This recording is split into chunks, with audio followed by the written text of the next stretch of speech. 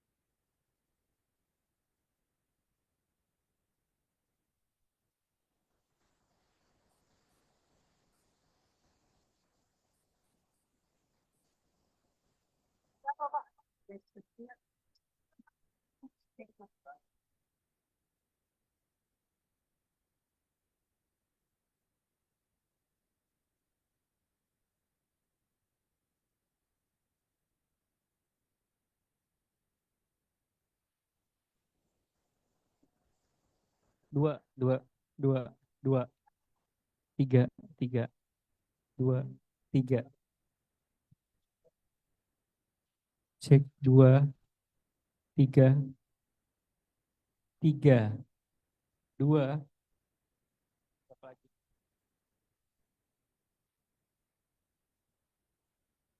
Satu ya? Ini mana?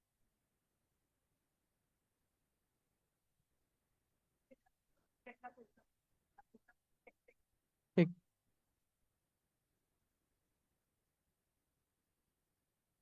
Tes, tes, tes. Satu, satu, Bilang satu. Cek, cek. satu, Satu, satu, satu, satu. Cek. Satu.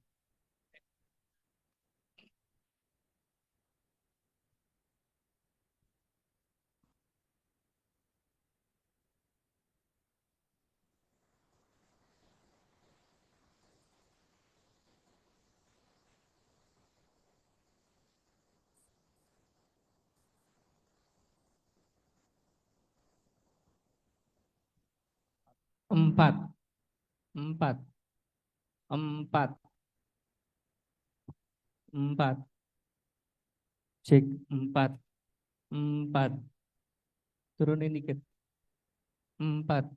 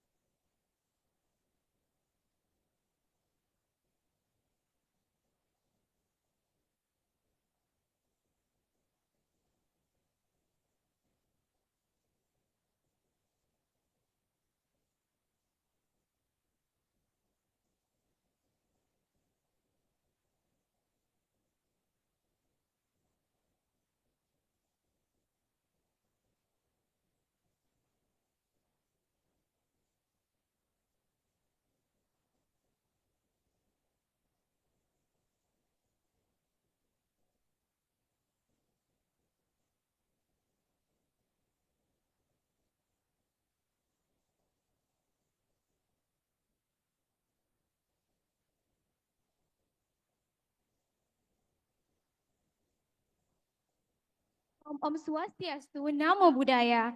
Good morning and greetings to all of us.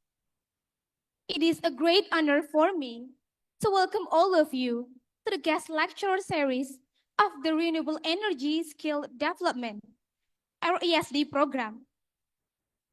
Today, we gather to strengthen the educational partnership between RESD and Politeknik Negeri Jakarta. I am Naura as Duta PNJ Batch 4, and it is my privilege to serve as your Master of Ceremony for today's event. Allow me to extend a warm welcome to the Honorable Director of Politeknik Negeri Jakarta, Mr. Syamsu Rizal, along with the Vice Directors of Cooperate, the Honorable Mr. Thomas Gross, Chartered Engineer in Geomatics, Science from ETH Zurich, the Honorable Mr. Martin Stolt, GFA Consultant for RESD, and all the representatives from the team. The Honorable Head of the Mechanical Engineering Department, Mr. Muslimin, along with structural members of the department, and all to the distinguished guests whose name I may not mention one by one, but it doesn't lessen my respect for each of every one of you.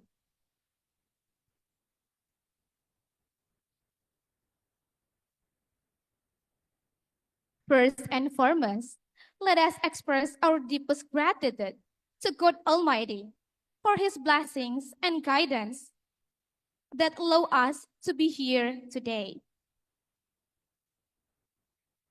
Distinguished guests, to show our respect to our homeland and our neighboring country, let us sing the Indonesian national anthem, followed by the PNJ hymn and March of PNJ. Ladies and gentlemen, please kindly stand up.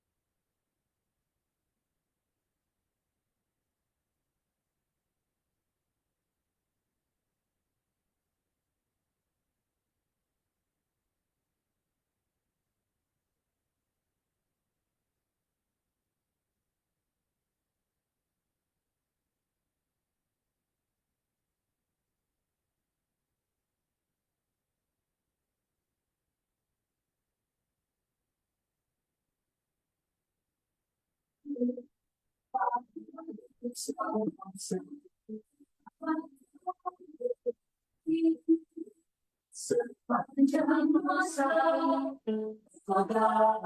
semangat jiwa dan raga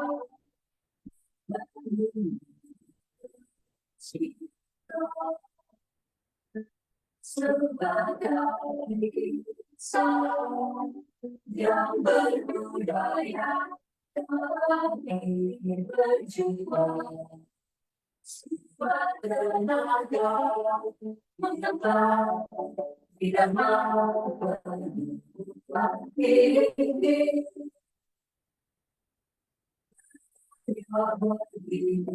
sama-sama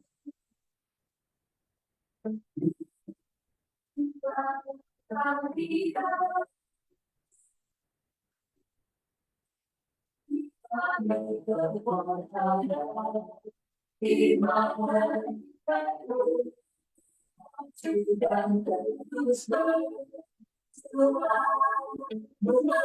Indonesia jaya segenap sivitas akademika janji setia amalkan segala itu jujur sampai lima mengangkat citra ibu pertiwi bersama bersatu membangun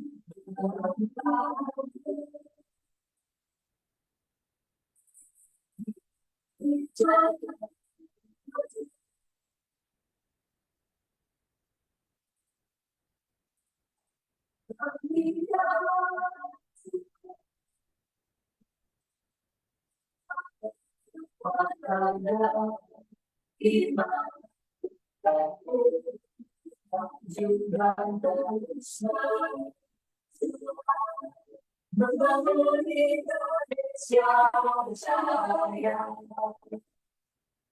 segenap sivitas akademika janji setia amalkan segala ilmu jujur mudah-mudahan bersatu lima mengangkat citra ibu pertiwi bersama bersatu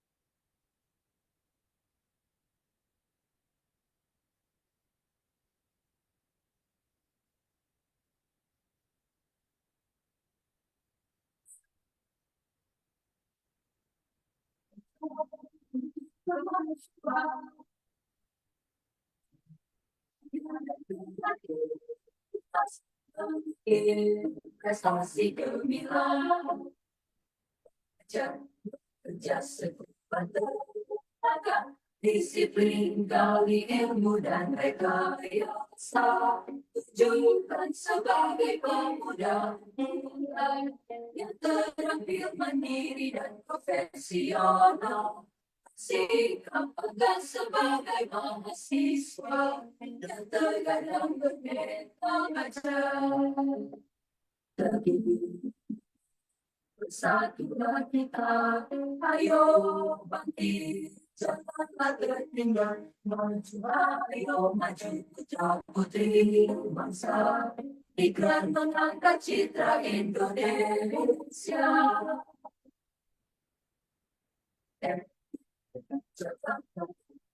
Kita aja dibimbing serta dibina membentuk sumber daya manusia yang berintegritas dan berpikir maju mengangkat tidak mampu keluar tinggi berdaya budaya bangsa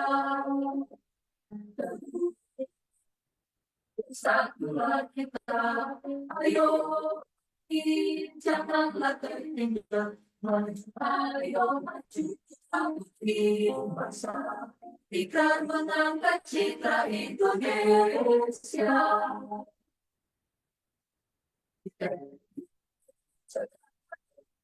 kita Dibimbing serta dibina sumber daya manusia yang berintegritas dan berpikir maju, mengembang dharma ketuhanan ini, memperdaya budaya bangsa.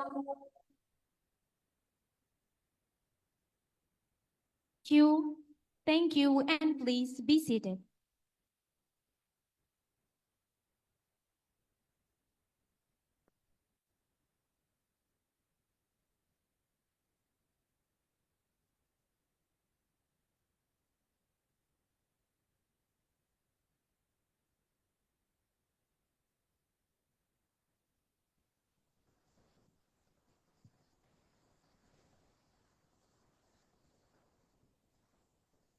To begin the event, let us listen to the welcoming remarks from the person in charge of this event. Please welcome Mr. Yuli Mahendro to the stage.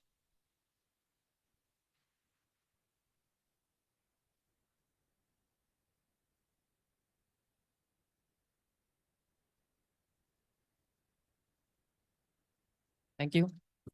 Bismillahirrahmanirrahim. Assalamualaikum warahmatullahi wabarakatuh. Good morning, ladies and gentlemen. Previously, I'm sorry, I will speak with bahasa.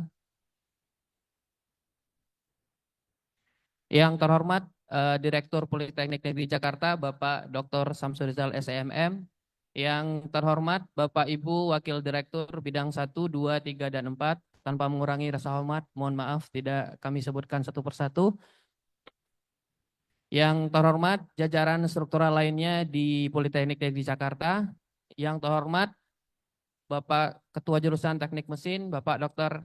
Engineering Insinyur Muslimin STMT WE. Yang terhormat Ketua Jurusan Teknik Sipil Ibu Isti. Dan yang terhormat kepada seluruh struktural dan dosen di jurusan Teknik Mesin. Yang terhormat kepada seluruh direktur dan jajaran dari Politeknik Mitra RESD, baik dari Politeknik Negeri Ujung Pandang, Politeknik Negeri Bali, Politeknik Negeri Manado, dan PMCQ Akamigas. Dan yang kami hormati, leader dari GFA Konsultan Project, Bapak Martin Stotel beserta jajarannya, dan especially for the Mr. Thomas Gross. Hadirin sekalian, RESD program merupakan program yang lahir dari kerjasama antara government to government, antara pemerintah Indonesia dan pemerintah Swiss. Dalam pelaksanaan program ini adalah tujuannya untuk mempersiapkan dan mengembangkan sumber daya manusia di bidang energi terbarukan, khususnya energi surya dan energi hidro. Dalam pelaksanaannya, program ini dibagi beberapa komponen, salah satunya adalah komponen pendidikan formal, yaitu yang disebut dengan program spesialisasi 1 tahun energi terbarukan yang dilaksanakan di 5 politeknik, yaitu kita sendiri Politeknik Negeri Jakarta, Politeknik Negeri Ujung Pandang, Politeknik Negeri Manado, Politeknik Negeri Bali, dan PMCQ Akamigas. Dan saat ini adalah sudah memasuki angkatan ketiga. Dalam pelaksanaan pendidikan formal ini, setiap semester 10% dari perkuliahan itu akan diisi oleh expert di bidangnya, baik di bidang hidro maupun di bidang energi surya. Dan pada saat ini kita berkesempatan mendapatkan wawasan dari expert di bidang hidro, yaitu dari Mr. Thomas Gross, langsung dari Switzerland. Tepuk tangan dulu untuk Mr. Thomas Gross.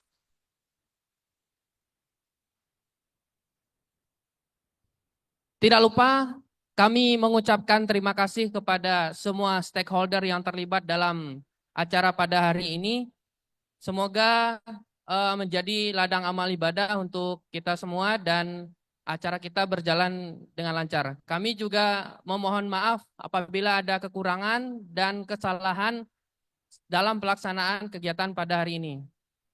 Semoga kegiatan hari ini menjadi ilmu yang bermanfaat untuk kita semua, khususnya adalah untuk alma mater kita tercinta, Politeknik Negeri Jakarta semakin terkenal di kancah internasional demi mewujudkan visi PNJ menjadi Politeknik bertaraf internasional untuk mendukung daya saing bangsa.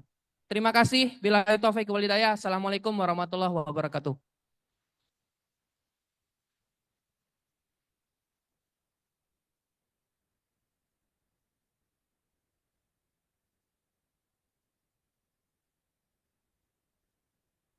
Thank you, Mr. Yulima Vendro, for the word.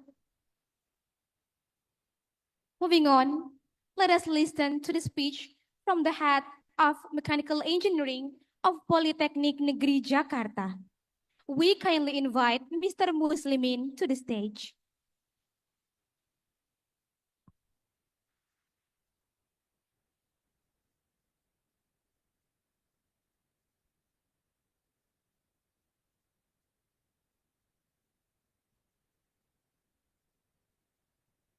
Bismillahirrahmanirrahim. Assalamualaikum warahmatullahi wabarakatuh. Selamat pagi dan salam sejahtera. Good morning. Izin ya, saya di sini mungkin akan memperkenalkan tentang program jurusan yang terkait dengan RSD ini ya, melengkapi tadi yang disampaikan oleh Pak Vendro. Kepada yang terhormat Bapak Direktur Politeknik Negeri Jakarta, Bapak Dr. Samsul Rijal, SE MM. Kemudian yang hadir di sini ada Bu Wadir 4, Bu Rika. Kemudian ada Ibu Kajur ya dari Teknik Sipil, Bu Isti, alhamdulillah sudah hadir. Kemudian dari GFA Swiss, GFA ya yang melaksanakan kerjasama ini ya, yang mengoperate itu di sini sudah hadir Pak Bahtiar. Kemudian ada Mbak Dian, kemudian juga ada Mbak Devi ya di sini. Kemudian kepada yang terhormat Bapak Ibu dosen ya dan struktural jurusan yang tanpa mengurangi rasa hormat tidak saya sebutkan satu persatu, dan juga mungkin semua jajaran ya di PNJ juga yang tanpa mengurangi rasa hormat tidak saya sebutkan satu persatu. Kemudian terkhusus bagi mahasiswa ya yang sudah hadir di aula atau auditorium perpustakaan Politeknik Negeri Jakarta, juga kami ingin menyapa ya dari 5 politeknik ya, yang sudah hadir online ya di sini. Ada dari Politeknik Negeri Bali ya, ada Politeknik Negeri Manado, kemudian Politeknik Negeri Ujung Pandang, Politeknik Energi dan Mineral, PEM ya, Akamigas, kemudian dari Politeknik Negeri Jakarta. Nah, informasi dari Pak Bahtiar, tadi ada tambahan 5 politeknik lagi ya yang sudah bergabung, yaitu adalah Politeknik Sriwijaya, Negeri Sriwijaya ya, kemudian Politeknik PENS, kemudian Polman Bandung, kemudian Politeknik Energi dan Pertambangan Bandung, kemudian satu lagi adalah Politeknik Negeri Samarinda ya. Dan ini pun sudah dilakukan TOT ya. Jadi untuk dosen-dosennya itu dilaksanakan training of trainer yang sudah berjalan sejak tahun 2021 gitu ya. Jadi sudah lama programnya, dan sekarang di kita ini adalah sudah 3 angkatan. Ya, sudah 3 angkatan. Jadi program khusus 1 tahun ya. Nah, kita inputnya untuk saat ini dari D3. Ya, D3 Teknik Mesin, semua jurusan, semua prodi ya. Kemudian D3 Teknik Sipil, semua prodi. Kemudian D3 Teknik Elektro, semua prodi. Jadi kami menerima dari 3 jurusan ini ya. Kenapa? Karena memang itu akan berkorelasi, gitu ya. Dan untuk saat ini kita masih fokusnya di di pengembangan energi terbarukan ya, tapi mengkonversi dari energi fosil ke energi terbarukan. Ya sebenarnya ada dua ya, jadi ada efisiensi energi dan konversi energi, gitu ya. Nah yang konversi energi ini kita mengkhususkan di dua bidang, yaitu PLTS dan satu lagi adalah PLTMH. Jadi baru dua, insya Allah nanti ke depan bertambah ya Bapak Tiar ya. Jadi bukan hanya dua, tapi kita akan bertambah dengan energi-energi lainnya ya, yang terbarukan. Nah ini kenapa sebenarnya dalam mendukung zero emission. Ya zero emission, karena Indonesia sudah menandatangani ya di tahun 2060. Ya jadi tahun 2060 kita sudah tidak menggunakan bahan bakar yang menghasilkan emisi yang besar, gitu ya. Dan ini adalah kerjasamanya tadi sudah disebutkan ya sama Pak Vendro, adalah G2G. Jadi government to government antara pemerintah Indonesia sama pemerintah Swiss. Ya. Baik. Alhamdulillah ya, dan alumninya juga sudah berkiprah di berbagai macam sektor ya, energi baru dan terbarukan ya, dan juga ya karena sekarang masih belum populer ya, masih belum ya, kita berkewajiban untuk terus mengkampanyekan untuk energi baru dan terbarukan ini. Jadi sebagian alumninya bekerja masih di bidang yang tidak relevan ya masih ya. Tapi ya sebagian besar sudah bekerja sesuai dengan bidang energi terbarukan. Baik, mungkin itu sambutan dari saya sebagai ketua jurusan ya. Insya Allah jurusan teknik mesin sebagai pengelola ya kerjasama program Renewable Energy Skills Development ini tetap berkomitmen sesuai dengan arahan pimpinan ya, menjalankan kerjasama ini sebaik-baiknya, termasuk dalam melaksanakan kegiatan ini ya, kegiatan hari ini, yaitu guest lecture series RSD program ya, dengan tema Design and Maintenance of Micro Hydropower Plant. Jadi selain konversi energi ya, prodi lain pun akan berkorelasi. Kenapa? Karena desainnya ya ada di bidang manufaktur misalnya gitu ya. Perawatannya ada di bidang perawatan gitu ya. Pembangkitannya ada di pembangkit dan seterusnya. Jadi tidak tidak karena saya mesin tidak bersesuai. Enggak ya, ini semuanya melibatkan banyak prodi begitu ya. Dan ini tadi udah disebutkan ya sekitar 10%. Jadi kalau di rata-rata ya baik expert dari Swiss atau dari luar negeri lainnya dan ekspor dari luar negeri, kalau di rata-rata ya untuk 5 politeknik ini sudah dilaksanakan rata-rata sebulan sekali ya Pak Batiar. Betul Pak Batiar ya. Jadi sebulan sekali dilaksanakan kuliah umum dan guest lecture. Ya mudah-mudahan pada hari ini kita bisa mendapatkan sharing ya dari expert Mr. Thomas Gross, yang juga beliau ini adalah sebagai trainernya dari training of trainer untuk dosen-dosen yang mengajar di bidang renewable energy, gitu ya. Demikian sambutan dari saya, mudah-mudahan nanti bisa bermanfaat. Silakan dimanfaatkan ya kesempatan ini untuk bisa menggali lebih jauh, bisa menggali pengalamannya ya dalam mengembangkan microhydro, karena beliau ini bidangnya adalah microhydro power plant dan sudah banyak membangun ya microhydro ini di berbagai macam negara. Demikian sambutan dari saya, mudah-mudahan bisa bermanfaat ya pertemuan hari ini. Kurang lebihnya mohon maaf. Assalamualaikum warahmatullahi wabarakatuh. Selamat pagi dan salam sejahtera. Good morning.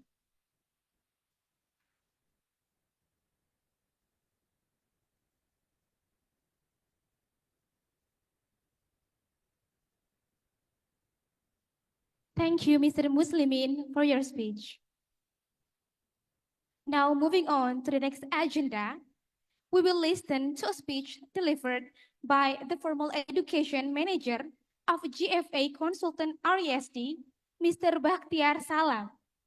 We kindly invite Mr. Bakhtiar to the stage.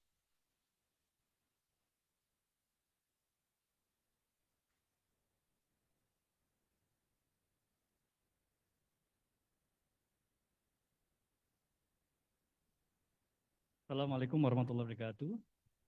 Salam sejahtera, selamat pagi untuk Bapak Ibu semuanya. Hadirin yang kami hormati, sebelumnya kami hormati Bapak Samsul Rizal selaku Direktur Politeknik Negeri PNJ yang telah memberikan kesempatan luar biasa. Ini luar biasa, Pak. Jadi sebelumnya kami juga mengadakan di PEM Cepu, tapi dengan NRI Pertamina juga seperti ini. Jadi ini saya ucapkan terima kasih lagi-lagi Pak Prof. Pak Samsul Rizal, Pak Dr. Samsul Rizal, dan rekan-rekan Politeknik Negeri Jakarta, Politeknik Negeri Jakarta, di antara di sini ada Pak Dr. Muslimin selaku Ketua Jurusan Mesin, dan yang kami hormati juga dengan rekan-rekan ada Pak Vendro, rekan-rekan Prodi penyelenggara, yang sini saya familiar banget, ada Pak Cecep, ada senior kita Pak Janus, yang sebelumnya sudah mengikuti serius TOT, untuk kegiatan TOT juga bersama dengan Thomas. Dan yang kami muliakan rekan-rekan dari GEVA Consulting Group, di sini ada Mbak Dian, terima kasih Mbak Dian atas kehadirannya. Harapannya nanti berikan speak juga, sehingga bisa berjalan lagi kegiatan lebih bagus lagi. Dan juga ada teman-teman kita, ada Pak Devi di sini selaku tim, yang kebetulan kami hire dari Politeknik Negeri Jakarta, untuk menjadi tim kami di kantor kami di GEVA Consulting di Jakarta. Mudah-mudahan lebih lanjut acara ini bisa berjalan terus, karena sesuai dengan asta cita dari Presiden kita yang baru, sebelumnya ada nawacita dari Pak Prabowo, bahwasanya kita mendorong kemandirian energi. Dan yang nomor 4 juga salah satunya untuk meningkatkan SDM di bidang energi, teknologi, sehingga kita setara untuk mendorong target sesuai dengan Pak Muslim yang tadi ceritakan, perlu peningkatan transisi energi di tahun 2026. Artinya kebutuhan sumber daya manusia di bidang energi sangat dibutuhkan. Ini sangat relevan sekali. Silakan di insight dari Mr. Thomas. Welcome Pak Thomas. Sorry, I'm in bahasa. Bidang desain dan maintenance hydro, terutama di mikro hydro, bisa dikembangkan lebih lanjut lagi, dan peningkatan ilmu ini bisa dikembangkan selanjutnya untuk rekan-rekan mahasiswa bisa diimplementasikan di dunia pekerjaan nanti. Dari saya tidak lebih, mohon maaf jika ada salah kata. Semoga acara bisa berjalan langsung, dan I would like to say hello for Politeknik. Di sini ada 4 Politeknik yang hadir di Zoom meeting. Ada Politeknik Negeri Bali, Politeknik Negeri Manado, Politeknik Negeri Ujung Pandang, PEM Agam Migas Cepu. Jadi saya cek tadi sudah Zoom meeting. Saya ingin say hello, mudah-mudahan mereka akan berikan juga pertanyaan, terutama mungkin Politeknik Ujung Pandang kadang sangat aktif sekali, ataupun Politeknik Negeri Bali bisa memberikan pertanyaan-pertanyaan langsung ke Mr. Thomas saat kuliah tamu. Dari saya sekian, Assalamualaikum warahmatullahi wabarakatuh, salam sejahtera, Om Swastiastu.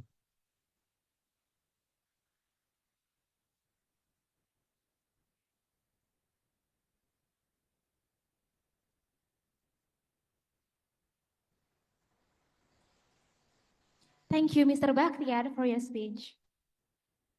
Next, we're pleased to invite the Formal Education Manager, Communication of GFA Consultant RESD, Mrs. Dian Elvira Rosa, to deliver her speech.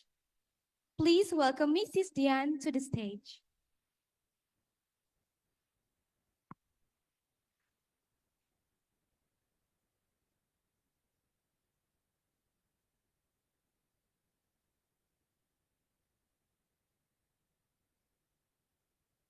Yang terhormat Bapak Dr. Syamsul Rizal, SEMM, selaku Direktur Politeknik Negeri Jakarta.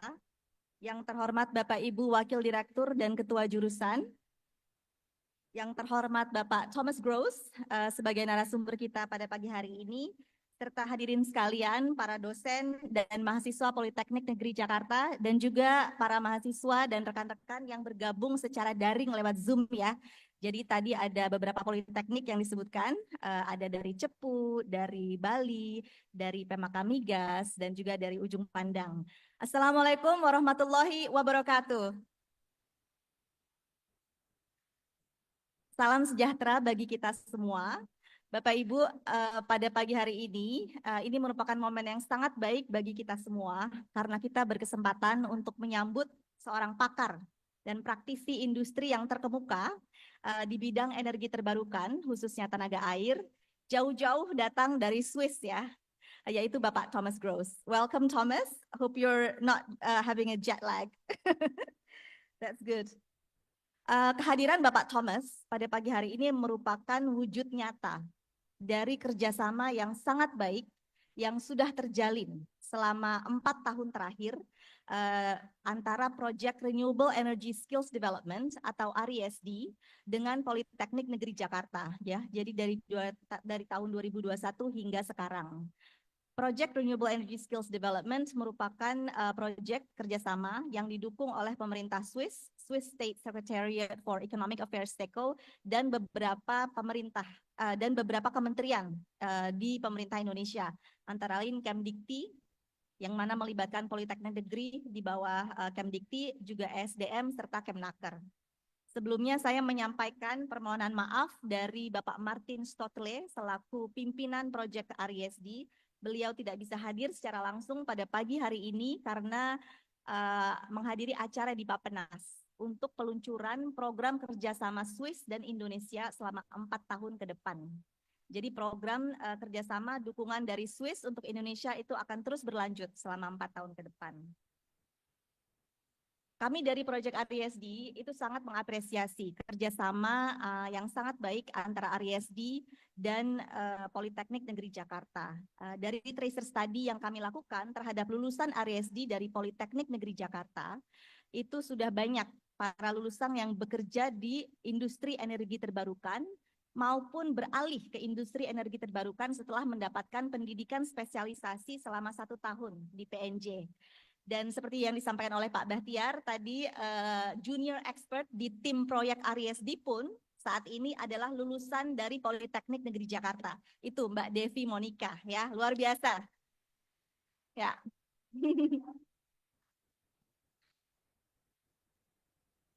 Ya, artinya lulusan dari PNJ itu bagus, dikenal bagus, jadi harus di-maintain ya. Kami percaya bahwa untuk meningkatkan kualitas pendidikan vokasi itu perlu selalu menjembatani kesenjangan antara dunia pendidikan dan dunia industri. Dan kuliah tamu pada pagi hari ini merupakan langkah yang sangat bagus dalam proses tersebut.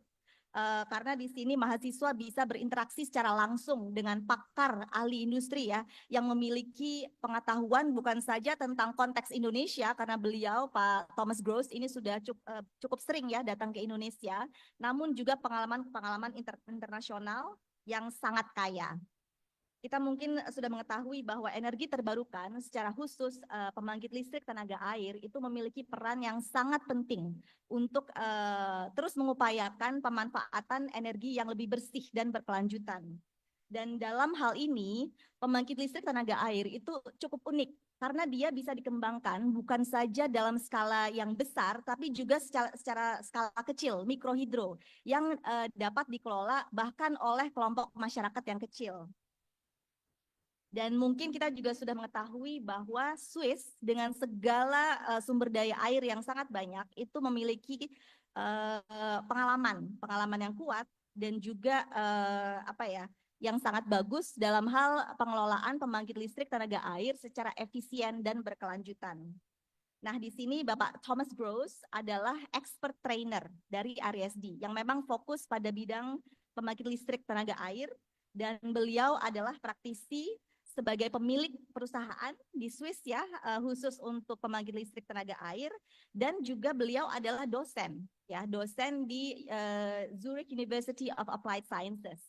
Dan beliau memang memiliki pengalaman cukup banyak juga dari sisi konsultasi ya, memberikan jasa konsultan di berbagai belahan dunia. Jadi saya berharap agar kuliah tamu pada hari ini bisa berjalan dengan lancar. Untuk teman-teman mahasiswa, apabila ada pertanyaan silakan ditanyakan, bukan saja mahasiswa yang hadir di PNJ tapi juga yang secara daring lewat Zoom ya. Jangan sungkan-sungkan untuk menggali ilmu dari Bapak Thomas Gross. Kalau misalnya mau diajak pakai bahasa Indonesia pun nggak masalah, supaya beliau juga belajar ya dikit-dikit. Nah, kita ada di sini interpreter Mbak Intan, di mana Mbak Intan. Nah, nanti kalau misalnya ada pertanyaan dalam bahasa Indonesia pun itu bisa diajukan kepada Bapak Thomas Gross. Akhir kata, saya mengucapkan terima kasih banyak kepada Politeknik Negeri Jakarta, khususnya kepada Prodi Ariesdi ya, Pak Vendro, Pak Muslimin, atas persiapan yang sangat luar biasa dan semoga acara kita pada hari ini membawa banyak manfaat bagi kita semua. Terima kasih. Assalamualaikum warahmatullahi wabarakatuh.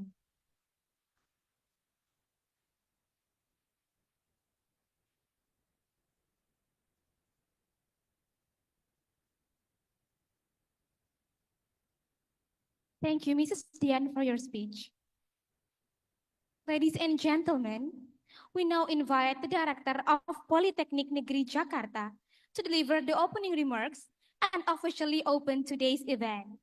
Please welcome Mr. Syamsu Rizal to the stage.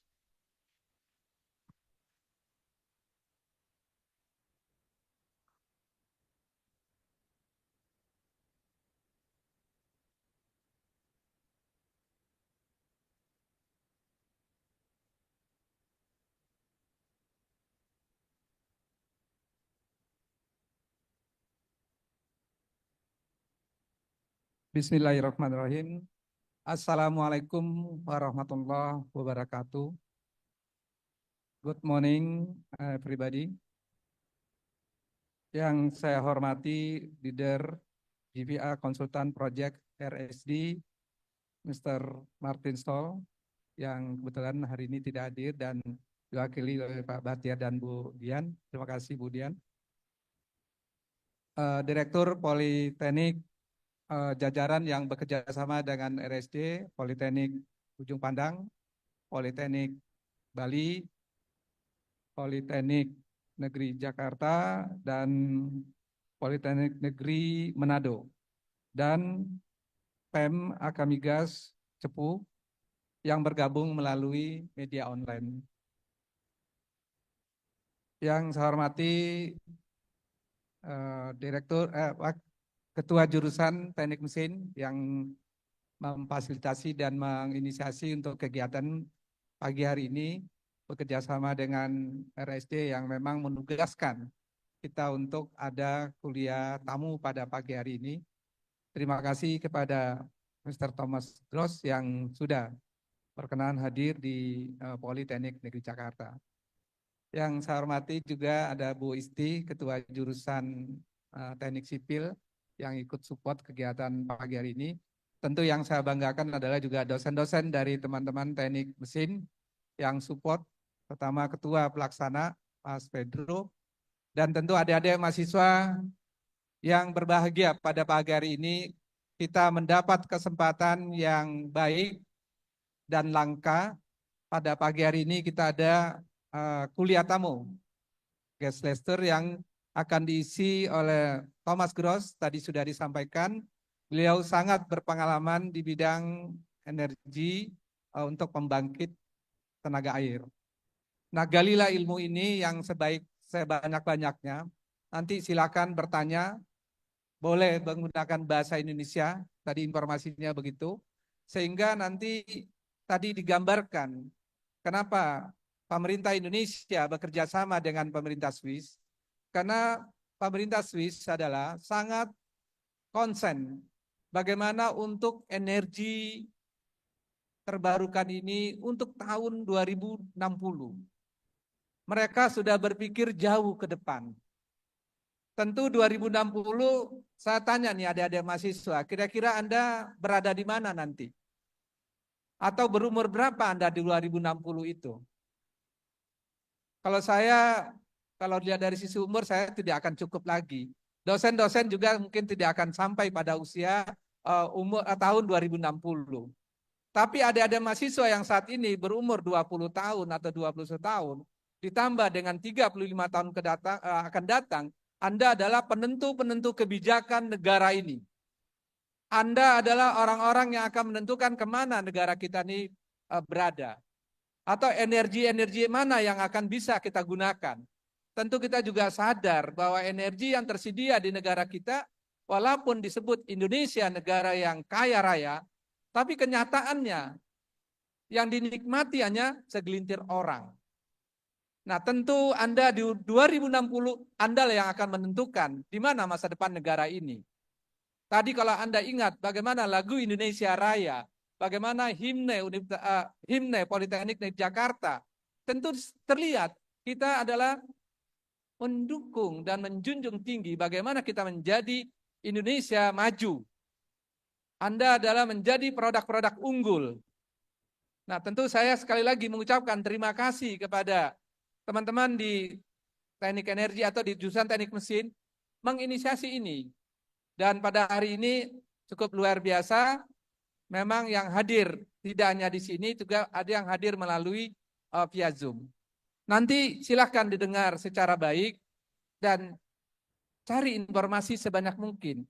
Karena tadi informasi dari Pak Batir dan Mbak Dian bahwa Thomas Geran ini adalah salah satu yang sudah banyak menjadi konsultan dan juga pelaku bisnis yang di negara-negara lain. Nah, tentu Indonesia diharapkan yang memang sumbernya luar biasa Indonesia ini. Jadi saya berharap adik-adik mahasiswa lah 10-15 tahun ke depan Anda yang menjadi pelakunya.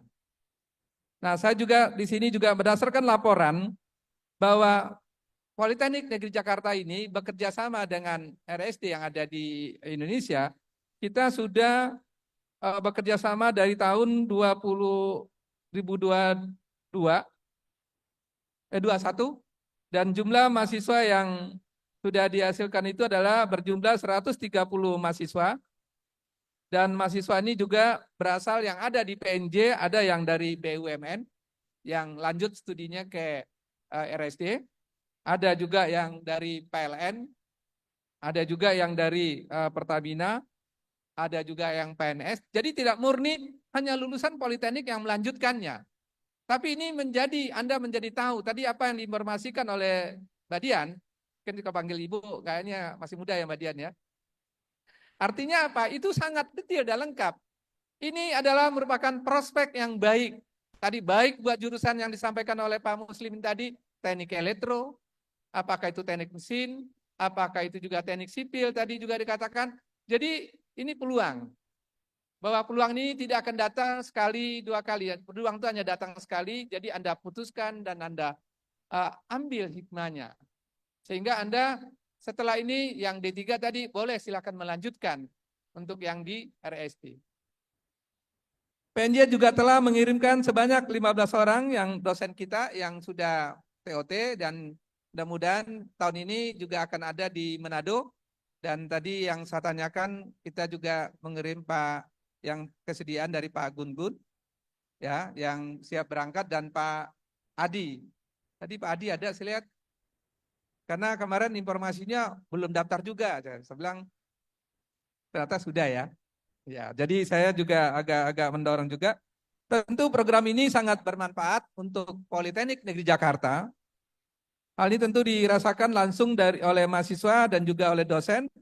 Nah, tadi dosen sudah TOT, tentu dengan TOT ini dia bisa, kalau industrinya ini tumbuh berkembang, ya dosen-dosen diharapkan menjadi pendamping. Kan begitu harapannya. Dan mahasiswa adalah menjadi pelakunya.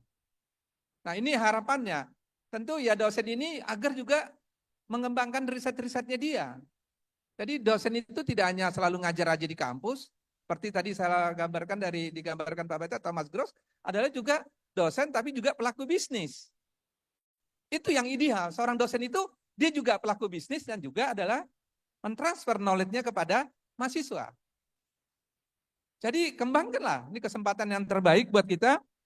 Jadi saya mengharapkan program ini juga menjadi salah satu program unggulan dari Politeknik Negeri Jakarta, sehingga dapat mencapai visi PNJ yang menjadi Politeknik unggul dan kita menuju bertaraf internasional. Insya kita juga ada 4 prodi kita yang sudah terakreditasi internasional, 2 dari jurusan teknik sipil, dan kemarin selamat juga untuk jurusan teknik elektro. 2. Jadi tahun ini kalau memang ada dari jurusan teknik mesin yang bisa terakreditasi internasional, kita dorong. Mudah-mudahan nanti tahun ini kita juga dapat kuota 1 atau 2 lagi prodi yang bisa kita akreditasikan internasional. Ya, puji alhamdulillah kita ucapkan kepada jurusan teknik elektro yang kemarin ada syukuran. Ya, saya juga ikut hadir. Tentu ini tidak mudah. perjuangan ini. Mungkin Bu Isti juga merasakan betul bagaimana di teknik sipil di 2024 dan 2025 ini kita beruntung 2 prodi di PNJ terakreditasi internasional. Secara IKU kita sudah memenuhi standar. Artinya Politeknik itu minimal 10% dari jumlah prodinya. Jadi itu sudah tercapai di kita. Dan tambah 2 tahun ini kita naik lagi. Jadi ini yang bisa saya sampaikan dengan, ini langsung dibuka ya Pak? Atau saya buka apa enggak? Langsung ya. Jadi kasih pertanyaan itu takutnya dengan mengucapkan Bismillahirrahmanirrahim, kegiatan Gesdecer RSD program secara resmi dibuka.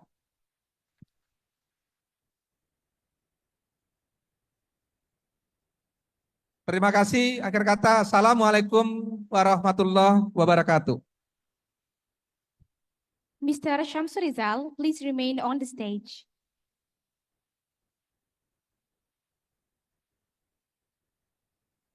Thank you, Mr. Shamsurizal. And with that, the guest lecture series of the Renewable Energy Skills Development is now officially open. Please give a big round of applause.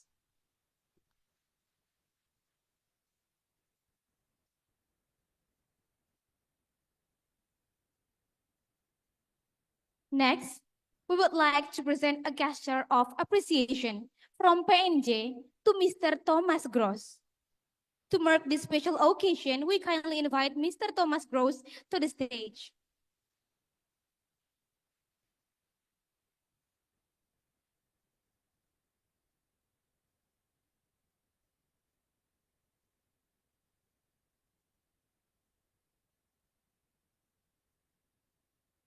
Please give a big round of applause as we carry out this meaningful exchange.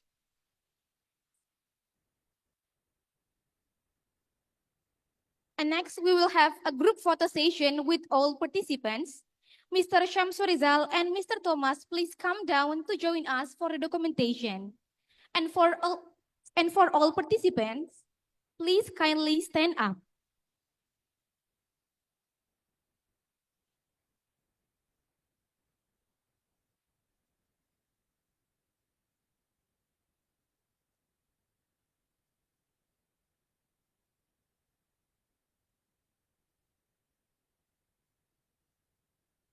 Please kindly look towards the camera.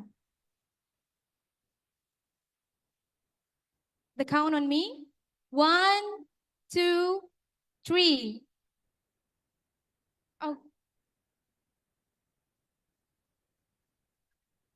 Okay, 1, 2, 3. Show us the spirit of PNJ pose. 1, 2, 3. Okay, thank you. You may return to your seats.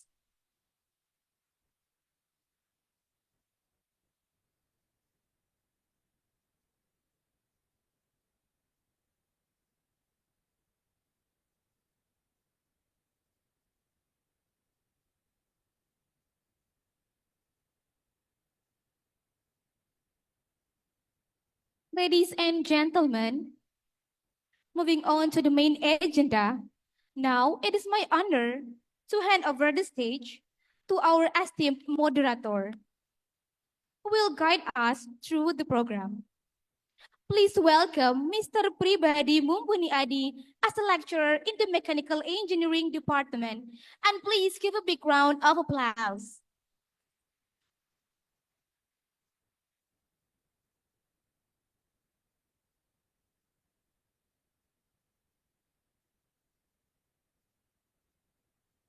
Okay, good morning everyone.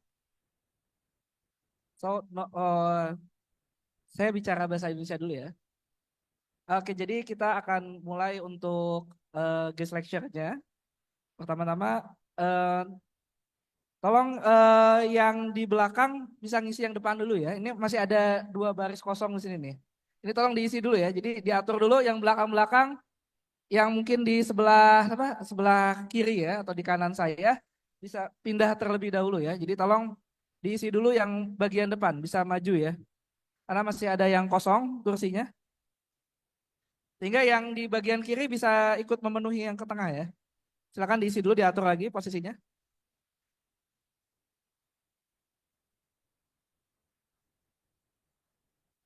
Baik, kepada yang terhormat Bapak Direktur PNJ, Pak Samsul Rizal, serta jajarannya, dan juga dari tim RSD beserta jajarannya, dan juga para tamu undangan yang hadir melalui Zoom. Selamat datang, dan juga pada adik-adik mahasiswa. Oke, now let's begin our guest lecture. So, lecture ini ya nanti akan disampaikan dalam bahasa Inggris ya. Jadi memang nanti dalam bahasa Inggris ini tidak ada translate-nya. Tetapi kalau nanti kalian mau bertanya nanti Mr. Thomas itu akan mempersilahkan. Jadi kita kurang lebih akan di sini selama 2 jam ya. Kurang lebih akan selama 2 jam. Jadi 2 jam itu nanti kalau ada waktu itu langsung di sesi ada tanya jawabnya. Jadi tidak tanya jawab itu tidak ditaruh di belakang. Jadi nanti mungkin Mr. Thomas akan silakan kalian jika ada pertanyaan, nanti silakan untuk bertanya ya. Jadi biar kalian tidak terlewat ya apa yang mau ditanyakan. Jadi tidak perlu menunggu di akhir acara untuk bertanya. Oke. So now I will invite Mr. Thomas Gross to the stage. And before we start the lecture, so I will introduce him first. So I already have the CV, so I will introduce you in Indonesia. Maybe they will understand more. Oke, so Mr. Thomas Gross is a chartered engineer. Jadi kalau kalian baca ya, itu chartered engineer. Nah ini mungkin pengetahuan baru ya. Charter itu bukan kalian seperti charter pesawat, bukan ya. Jadi bukan engineer sewaan, bukan. Itu artinya adalah engineer profesional. Nah gitu ya. Jadi insinyur profesional yang sudah tersertifikasi. Gitu ya. Jadi charter engineer itu seperti kalau di Indonesia itu ada yang namanya PII ya. Nah, PII, Satuan Insinyur Indonesia. Nah, itu kalau kalian PII kemudian dapat insinyur ya kalian bisa disebut sebagai chartered engineer. Nah, gitu ya. Nah, beliau ini adalah seorang chartered engineer dan bidangnya adalah di bidang geomatics ya, from ETH Zurich. Nah, kemudian beliau juga saat ini memiliki atau founding sebuah perusahaan namanya Hycon.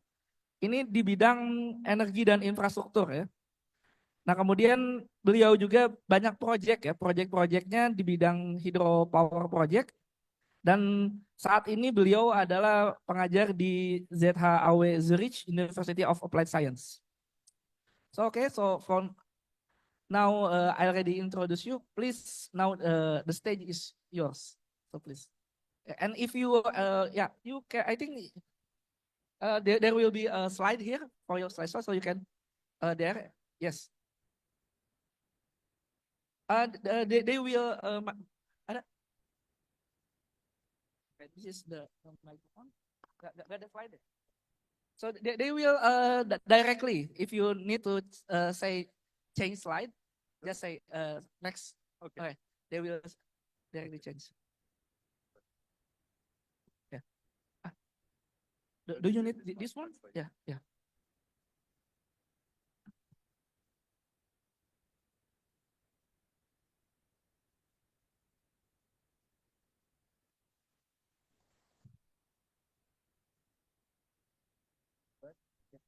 Okay.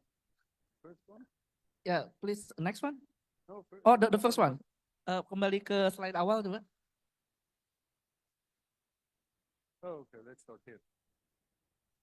Okay, let's start on this slide. Good morning, ladies and gentlemen. It is a big pleasure for me to be here at the Politeknik Negeri Jakarta. It's great to be back here. It's the 3rd time, and now able to provide this guest lecture on design and operation of small hydropower. First of all, many thanks for the warm welcome and the pleasant introduction. Just at the beginning, a few slides so you have an idea of what I'm doing.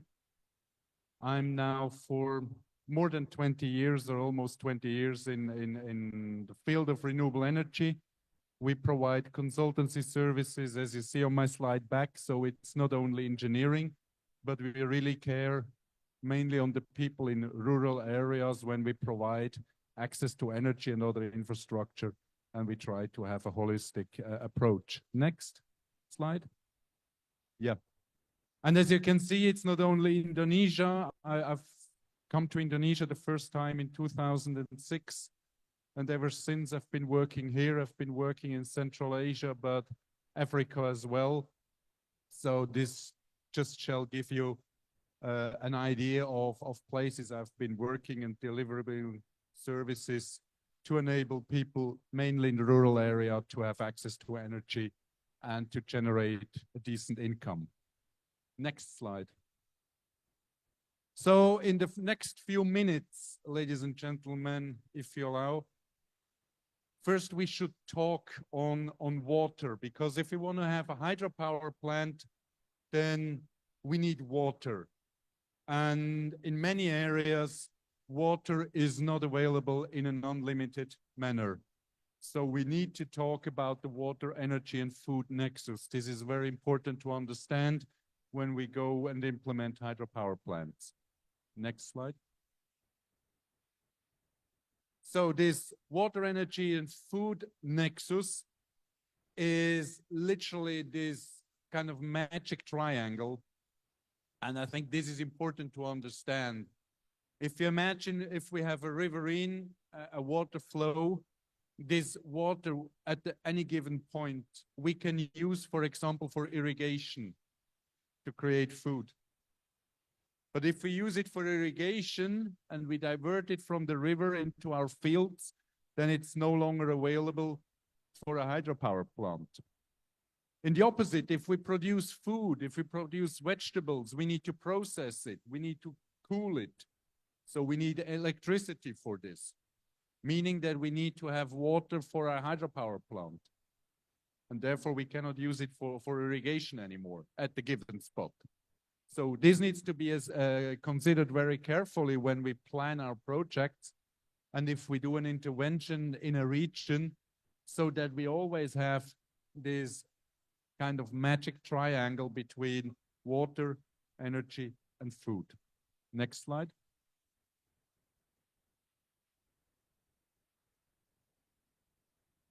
In times as we have this year, and with a lot of turmoil and uncertainty, also from what was considered one probably of our close friends in the US, but still you see, the US Department of Energy already published these key statements 10 years ago, and they are still valid and they are still unchanged also from the US Department of Energy. So we need to understand that, as I explained on the previous slide, energy and water, they are interdependent.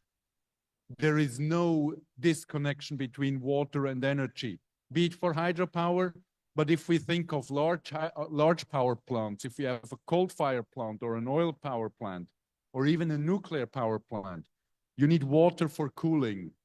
So without water, there is no energy.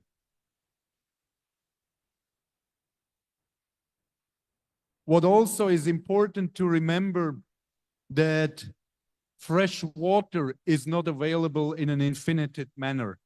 So fresh water is somehow limited, and there will be a change in the future. We cannot assume that it is as it was in the past. With all the arising problems we have, be it climate change, be it a higher consumption of water, we need to have an integrated approach to manage our water systems. Next slide.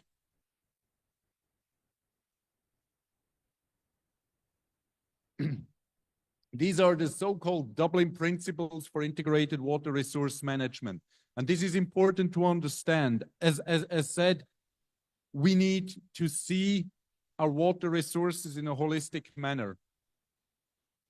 And as I already said, one of the principles is that fresh water, non-salted, pure water, clean water, this is a finite resource, is not available in unlimited amounts. So we need to take care of it. When we want to do water management, and I think you also have a tradition here in Indonesia on water management, we need to have a participatory approach. Specifically, when we come to rural areas, we need to include the communities in water management, and we cannot just provide a top-down solution. In many countries, globally speaking, women will play a key role in water management. You might have seen it, it might be here in Indonesia, but it's definitely in a lot of other countries, that when it comes to water, be it for drinking water, collecting for the households, but as well for farming, the women play a crucial role. And therefore, when we say we need an integrated approach on water resource management, and we need to have participation from the community, we need to include all members of the community, specifically the women. And the last one, that water has an economic value. Please don't get me wrong, it's not the idea that we're going to do a big business with drinking water, selling water in bottles, that's not meant. But as the availability of water is limited, we need to put a price tag on the water, because if you have limited resources, but you provide it for free, people will not take care of it. So the people need to understand that access to water has a value, that access to water or the availability for water cannot be just for free, and you can just use it without thinking at it. Next slide. So talking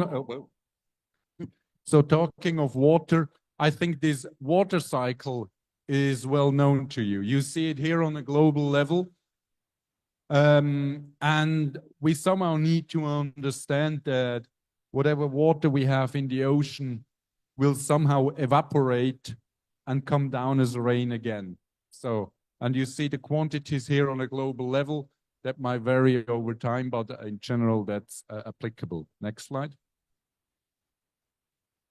Yeah, and this is very interesting, and you can imagine where is Indonesia? Indonesia right now here, Jakarta is about 6 degrees south. So and you know it very well, we're in an area where you have probably more rain than evaporation. If we go further down south, we come into an area where we have more evaporation than just rain. And this is on a global level relevant to understand that we have areas where we have not so much rain, and therefore less water available, and other areas where we have more rain than evaporation. Next slide. Now, talking of climate change, and I just want to give you here an example from Switzerland, but to show you the relevance of climate change on river runoff, and therefore the consequences also for hydropower or hydroelectric production.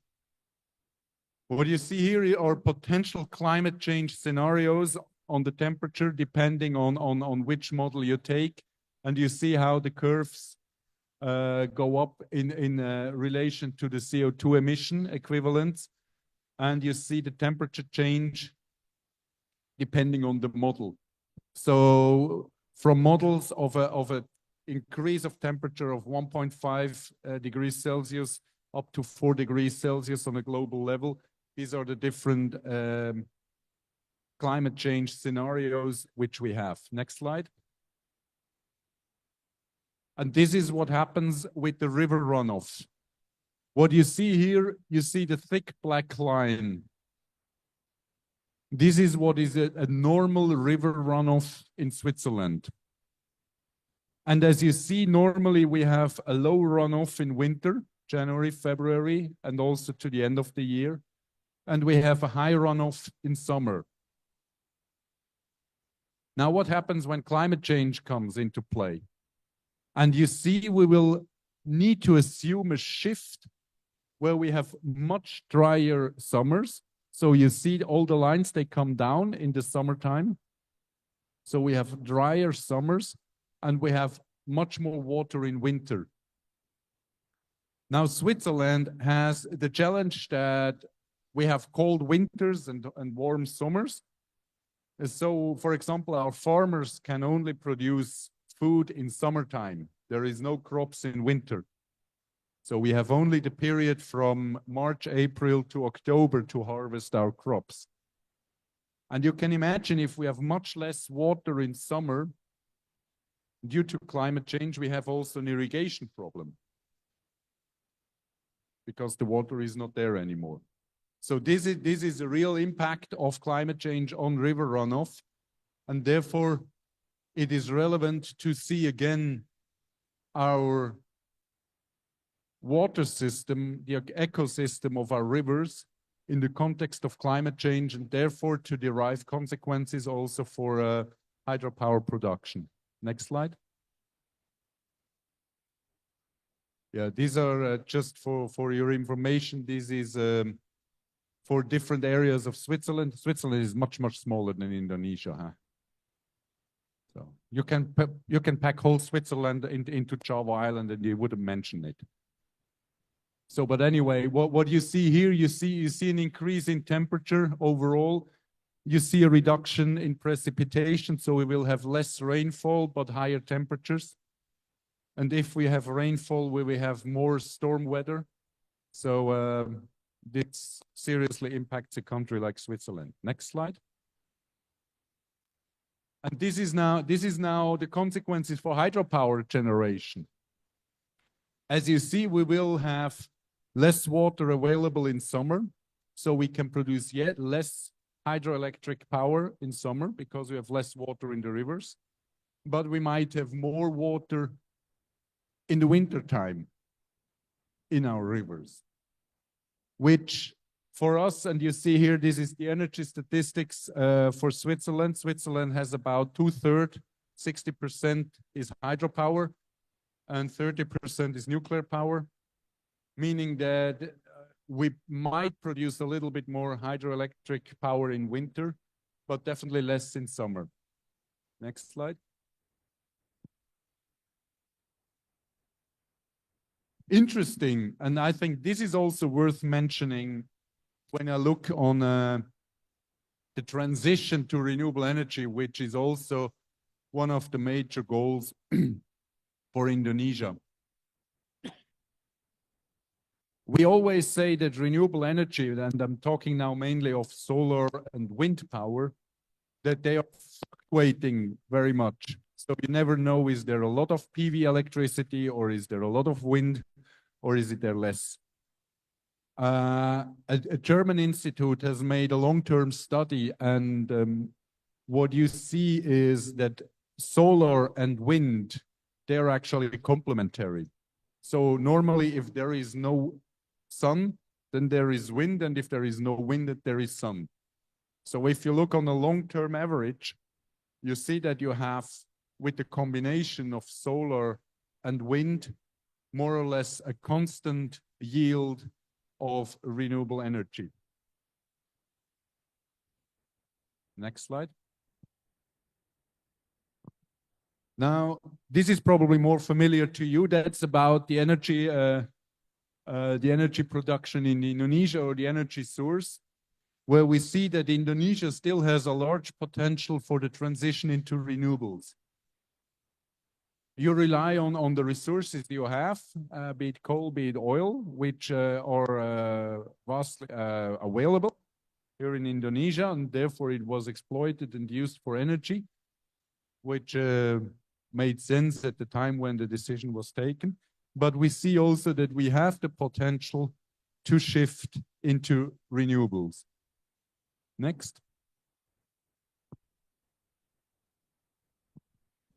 When we look on the domestic level, now we're talking household level here in Indonesia. You see here as well that a lot of people in Indonesia, they still rely on bioenergy, for example, for cooking and heating. So there is still also a large gap in access to electricity for all applications within a household. And I think here we can also, by further expanding our electrical system with adding more hydropower, for example, to the Indonesian system, we still can here also transition in on household level when it comes to the energy consumption. Next slide.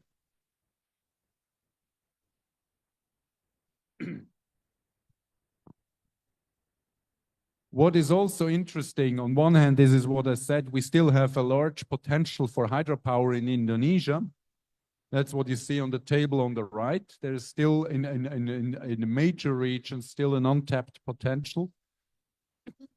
On the other hand, hydropower is also a very cost-effective energy solution for Indonesia.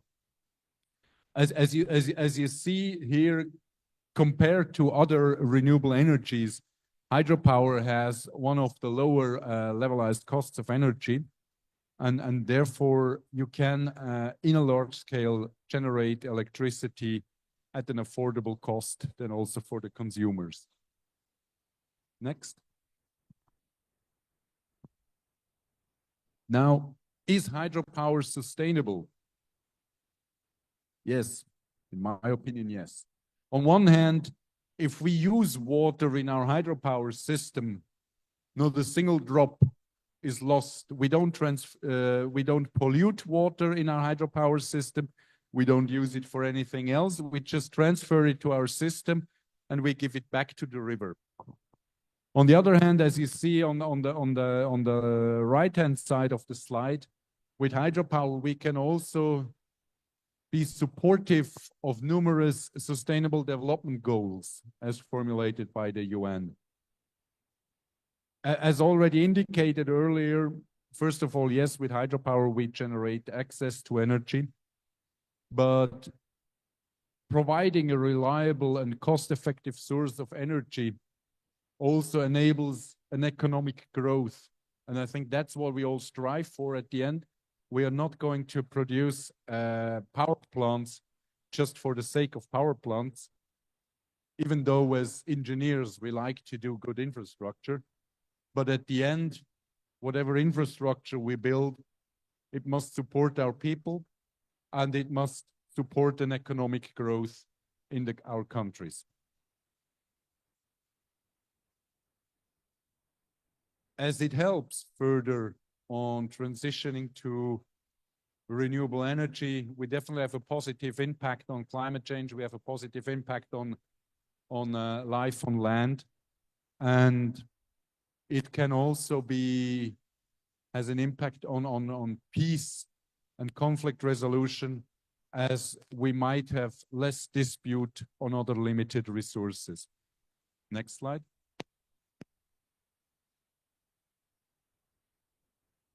Next. Thanks. So how can we generate value with a hydropower plant? Let's assume we have somewhere in rural Indonesia a hydropower plant or a project for a small hydropower plant. How can we generate value? On one hand, and that's what you see in the red boxes, is during construction. When we build a hydropower plant, we need labor. We need people working there, and they do paid work. So we can generate already some jobs at the time of the construction. Further, we need to purchase equipment and materials. And let me admit that here in Indonesia, we have a very vibrant sector for renewable energy for hydropower plant. We have a lot of companies providing components for small hydropower plants, be it turbine manufacturers, be it electrical engineering companies, etc., who provide this equipment.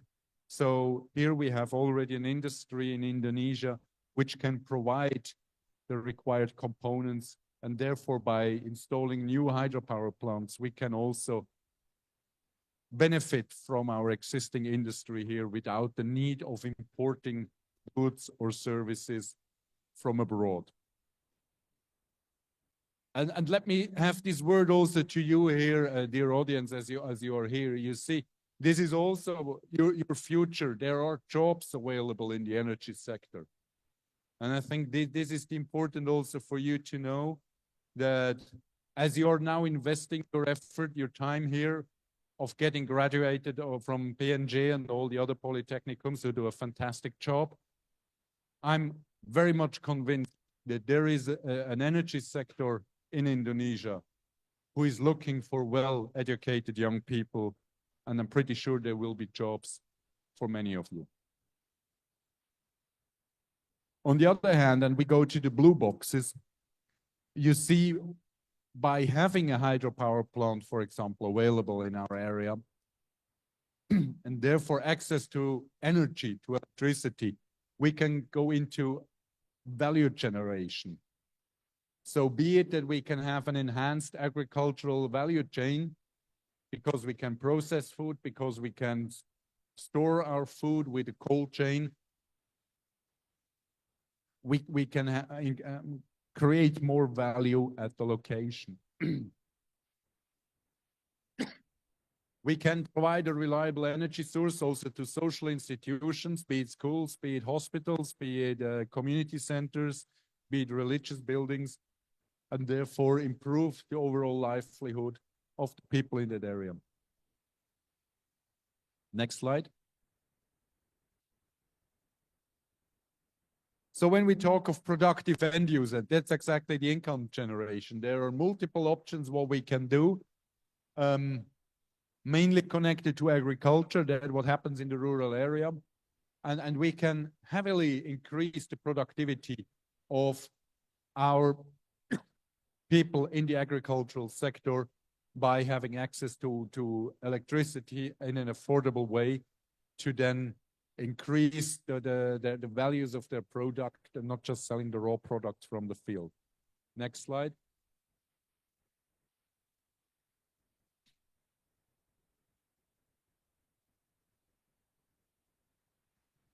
Saying this, we also need to consider when we plan our hydropower plant, what are the potential value chains? Where can we create new income generating activities? So we need to optimize also our hydropower plant production. At night time, we have a domestic use, which is probably not as high as during day. During day, we have the productive use. We have the value chains from agriculture. We have certain craftsmen. We have other activities, income generating activities and businesses. But we really need to optimize our hydropower plant already at the design stage to optimize or even maximize this productive end use, which at the end is creating income. Next.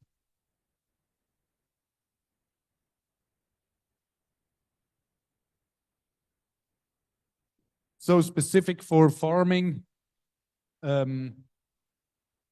you see, I already explained it to you with renewable energy or hydropower in rural areas for farming. We can manage our waterways. So with a hydropower plant, we, for example, can also regulate certain flood situation and therefore protect our fields from flooding. We can use the energy for our agricultural value chain. And we have a reduction of greenhouse gas emissions. Next slide.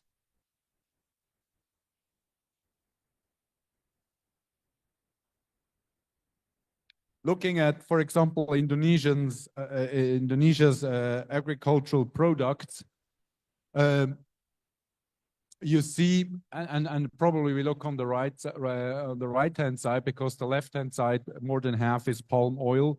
But you see the variety of agricultural products from Indonesia. Next slide.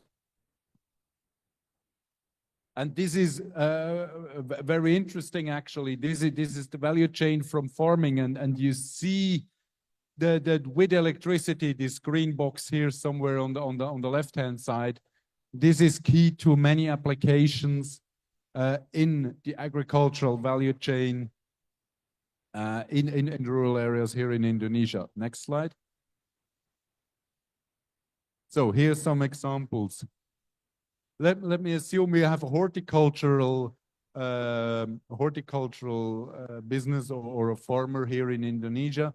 So with access to electricity, he then can have a cold chain and preserve his products. So this increases the value of his products. He doesn't need to sell it immediately, but he really can adapt the sale of his products according to the demand side. When we look on the rice, also, instead of just selling the raw rice, we can process the rice from drying, milling, and packaging, and then sell the ready processed rice. And therefore, we have a higher value creation in the rural areas. Same is with sugarcane, where we don't need just sell the raw sugarcane to large companies, but we can generate income, additional income by processing it. Next slide.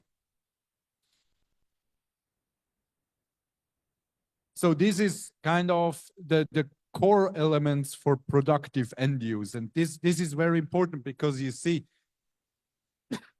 when we plan a hydropower plant, we need acceptance from the people who live there.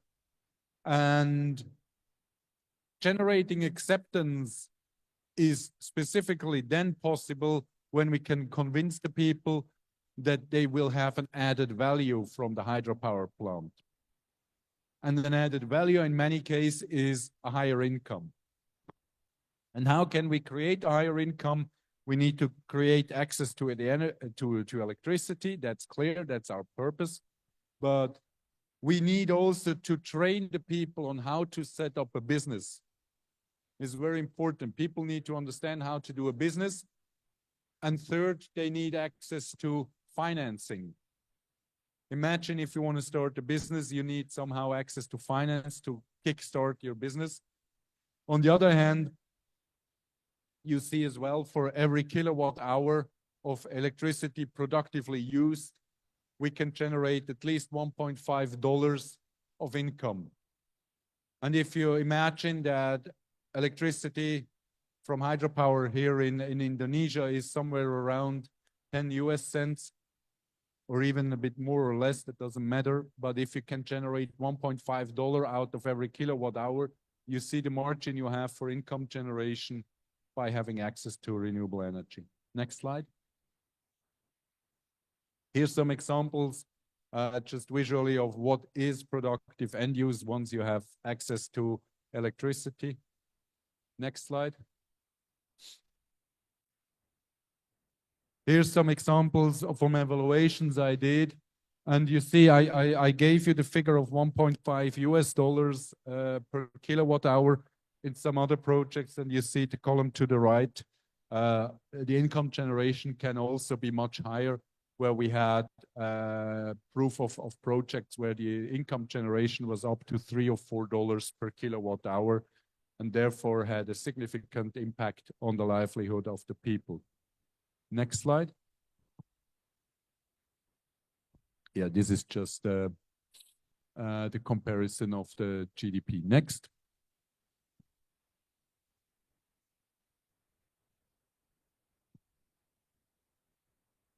So let's have a few slides on the design. This was now the first introduction on understanding the context of access to water, using water for hydropower, and the impact on a community. In the next few minutes, I would like to talk a few words on a design approach, and then we will do a quick break and the Q&A session, the first one. Next slide. So this is the project life cycle. My dear fellow students, I know as engineers, we always strive for the moment when we can start off an infrastructure, the moment we press the button and the power plant or a machine starts to operate. That's the biggest thing for us as engineers. But if you remember one slide from my guest lecture here, please remember that a project continues further. We need to see the whole project life cycle. And one of the major issues what we have with failed energy projects is that people don't consider operation and maintenance as part of the life cycle. So as you see here, we normally start with the identification. This is more a theoretical exercise. We look on data, we look on maps, we do a desk study, and then we go to the field and we do a feasibility study. In many cases, you have somebody financing it, And therefore, the feasibility study is really the phase where at the end you decide, is it a go or is it a no-go? So here we really need to invest enough time and resources to have a quality data available for our decision making.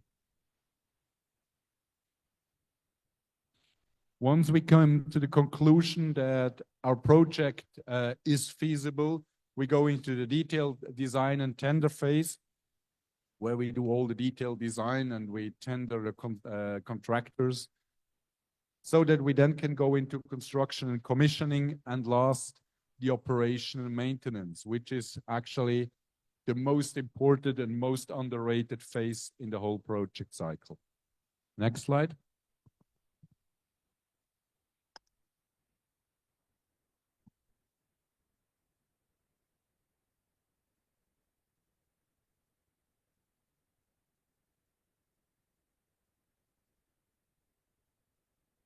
This is just for your information here, an idea of how much time it takes. And as you see, a small hydropower plant, normally we can realize within 2 years. If you look on large dams, large hydropower project, and you might have seen one or the other also in the media here in Indonesia, this normally takes much more time. And it's easily that it uses 10 years or more until a large hydropower plant becomes operational. Next.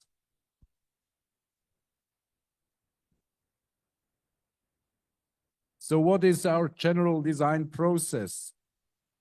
Are we now talking only on the design? First of all, we need to define the scope. What is the idea of our hydropower plant? And here in Indonesia, this is very relevant. Is it a small hydropower plant somewhere in rural areas, just for a village, no grid connection? Then we need to do it specifically for that area. Is it grid connection? Are we becoming an independent power producer? This is a different scope, probably a bit more challenging due to the current regulation here. You can become an independent power producer, but there are some hurdles to take. So this scope is to be defined. We need to have a clear picture on the economic situation. What are the potential tariffs? How much money can we create over the lifespan of a project? We need the technical design. I think this is clear, as we are all engineers. But then please look at the blue dot. That's the important one, the institutional setup. And that's where the sustainability is. A sustainable hydropower project is not coming just because we are good engineers and make a nice design. A sustainable hydropower project comes at the end from a durable institutional setup, so that if we have a hydropower plant, we have a committee taking care of its operation. We have people collecting tariffs. We have the consumers willing to pay tariffs for it. And then we have also the savings on a bank or whatever, so that we can invest in the future in rehabilitating and replacing equipment. So that's actually the key part. Next slide.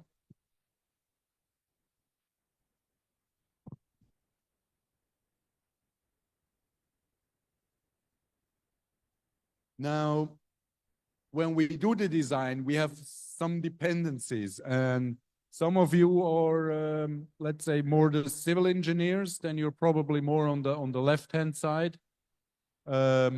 Topography, if you're surveying, what is our head, what are the geological features, etc.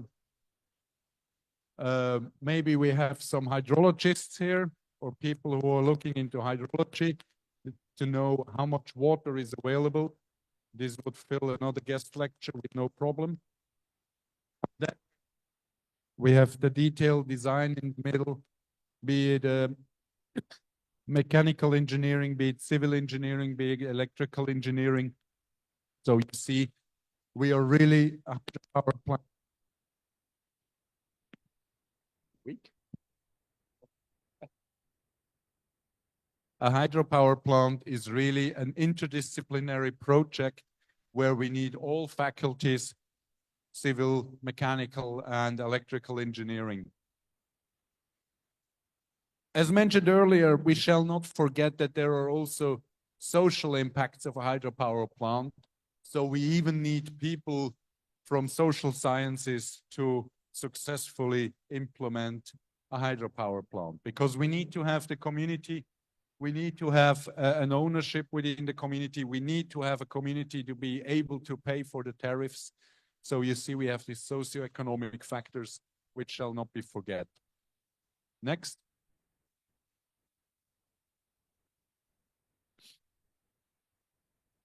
Yeah, when we talk on socioeconomic aspects, and this is important to understand specifically for us as engineers, that any hydropower plant, first and foremost, must be economically viable.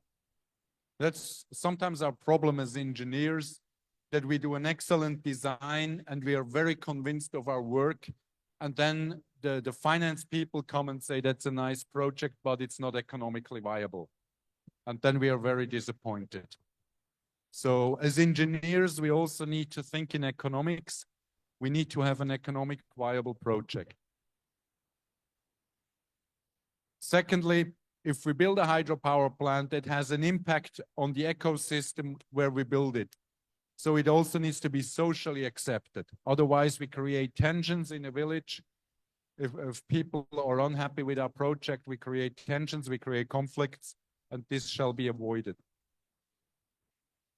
And last but not least, we need to think of how do we manage our hydropower plant. It's the institutional setup. And if we have this triangle, these three aspects, then we have a sustainable approach. Next slide.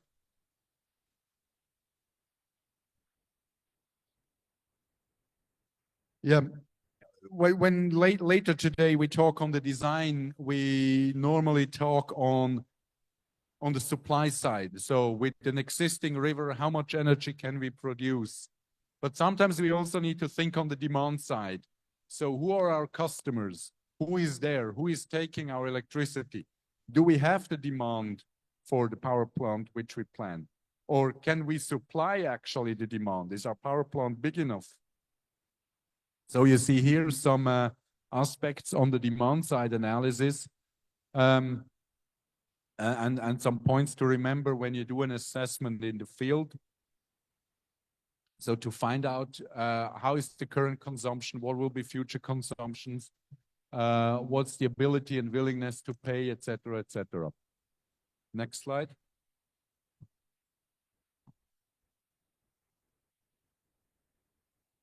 Now, probably more for our electrical engineering colleagues. When we do a hydropower plant, we automatically are generating a mini grid. As you see here, the example, and now this is an example for photovoltaic systems. There we have the choice on how we provide access to electricity with PV systems. As you see here on the left-hand side, you either can just install single rooftop systems, just providing electricity for the single household. We can connect different existing systems, or we build a power plant and feed it into a grid or even a national grid. For a hydropower plant, we cannot build a hydropower plant in every household, so we automatically have a mini grid, and therefore we need to have a proper mini grid design as well. Next slide. As mentioned, with the mini grids, we in addition have two options. Either we have an isolated grid, and there we need to make sure that our hydropower plant also has a black start capability so that it can start up without any external sources, or we are connected to the national grid and just feed into the grid, or probably also can provide a backup in case of a blackout. Next.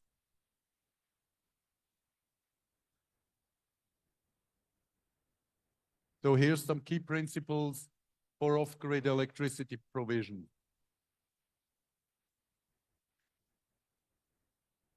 Development cooperation, that's the first point. Development cooperation for a long time made a big error by fully financing investments in infrastructure without requiring any contribution from the recipients.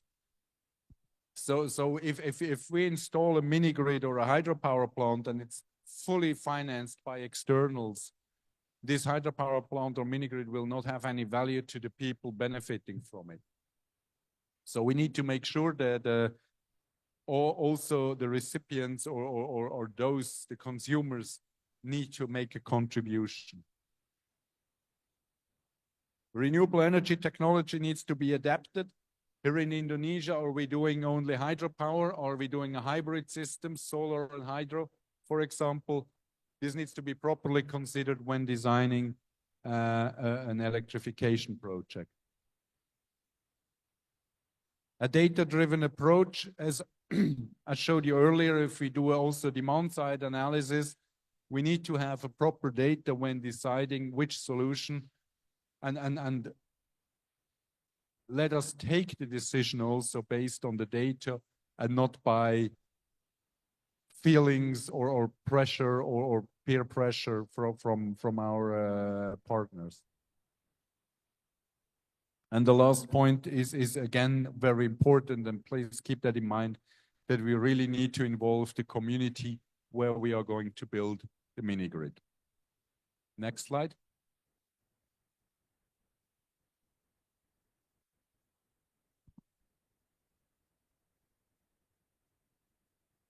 These points here probably address specifically when we come to independent power producer, one of the challenges which we also face in Indonesia when it comes to regulation. In Indonesia, we have a very strong state utility with PLN, and for independent power producer, the regulations are sometimes challenging. There are some there is some progress. There are some initiatives to also update the regulations, but this needs to be very carefully assessed at any given point if we plan a new system or a new mini grid, so that we don't face regulatory challenges or backlashes at the later stage of a project. And the last point, again, it's on productive end use. If you remember that sustainability comes when people can generate income, very simple, then it's also already well managed from this lecture here. Next slide. Yeah, now mini grid, if we stick to the mini grid for a few more words, we have multiple generations of mini grid. We started, and this is also what we still see here in Indonesia from previous times. We have mini grids. They have probably a single source of energy, like a diesel generator or a hydropower plant, and they just feed into the grid. The second generation mini grid is if we have, for example, a diesel or a hydropower plant, and then we add other renewables like wind or PV. So we already have a hybridization of our mini grid. And third and fourth generation is when we bring more data in it. So if we start to have automatic metering, data collection on consumption, etc., we're in the third generation. And the fourth generation is then when we have a kind of a fully digitalized mini grid available in place. Next slide. This graph here probably indicates you a bit more the application. And I would say in most cases these days, if we consider a mini grid, a third generation mini grid, this is in many cases the best option here in rural areas in Indonesia and elsewhere. As for fourth generation mini grids, we have a much higher investment. And we also need to remember that with a mini grid, we can also generate jobs for operators, etc. And in a fourth generation mini grid, then we again need less people to operate it. Next slide.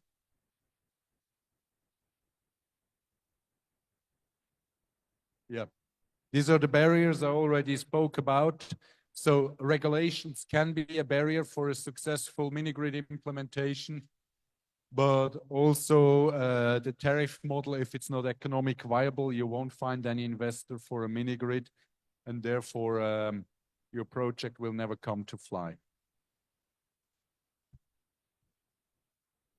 Next slide.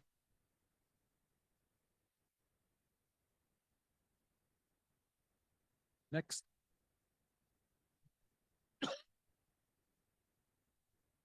Next slide, please. Slide selanjutnya. Oh, here we are. Very good. So when we look on the framework, and this is also what the government can do to create a more supporting environment. It's a lot on policy. So if you have a policy in place fostering a decentralized energy production, this is much more in favor also on private sector investment. On the other hand, but we also need to protect our clients, and therefore we need regulations in place. Regulation when it comes to quality of service, regulation when it comes to what are applicable tariffs, so that you don't have a community be just depending on an investor, and then this investor is dictating the tariffs. So here we need also a good regulation in place. Thirdly, also on environmental issues, and on license and contractual agreements. So it would be a wrong understanding to say we need to deregulate everything. We need regulations in place, but we need regulations which are set at the specific aim, and it's all based on the applicable policy. Next slide. So on the cost effectiveness, and you see here the blue area, and mini grids, as you see, mini grids are generally cost effective in semi-urban or rural areas where we have no access to a national grid, or where a national grid extension is too costly. Now here in Indonesia, the utility is very much investing in expanding the national grid. So the national grid comes to more and more areas, meaning that also the areas for independent off-grid mini-grids become less and less, which is based on the national policy, which is a good thing. So here in Indonesia, probably we need to look more into either very remote areas or then grid-connected hydropower plants. Next slide. Yeah, we have 3 more slides just on economics, and then we do a quick break. If we look here on the levelized cost of electricity on a global level, we see that hydropower is very competitive when it comes on the cost base. It's also more cost effective than fossil fuels. So in general, investments in a renewable energy, they normally pay off. Next slide. If we go down here to the ASEAN region, you see here as well the hydropower plant. Here you see the installed cost per watt.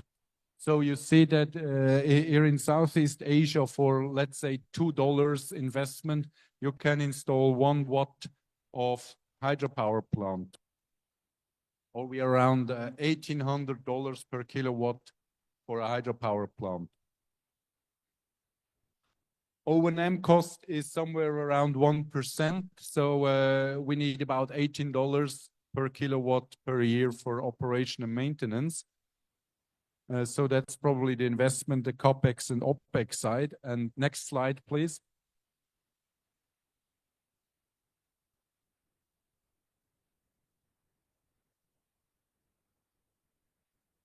Yeah. if we look here also on the capacity factor, which is an indicator for the availability, so normally we use about 70% in average of our installed hydropower capacity. And here the interesting thing is the levelized cost at the end, and this gives you an indicator for the required tariff. So in most recent figures here for the ASEAN area, you see that the levelized cost of hydropower energy is somewhere around $5, meaning that's the overall cost per kilowatt hour produced or generated from hydropower plant. So, yeah. Next slide. Yeah. So if you agree, I would say we make a quick Q&A round and a quick break probably afterwards, and then we go here more into technical details. Oke, baik ya, kita break dulu sebentar. Jadi tadi kita sudah membahas dua topik utama ya. Pertama dengan kegunaan energi air ya, terkait dengan air, ketersediaan air dan hubungannya dengan energi ya. Kemudian yang berikutnya adalah terkait dengan desain ya, desain untuk hydropower plant atau pembangkit listrik tenaga air. Nah, sebelum kita lanjut ke sesi bagian yang ketiga ya, terkait dengan technical design, mungkin saya persilakan kepada audiens jika ada yang mau bertanya. Dipersilakan, mungkin dari sebelah kiri dulu satu orang dan sebelah kanan satu orang. Silakan angkat tangan boleh? Oke, dari Pak Idrus boleh, silakan Pak.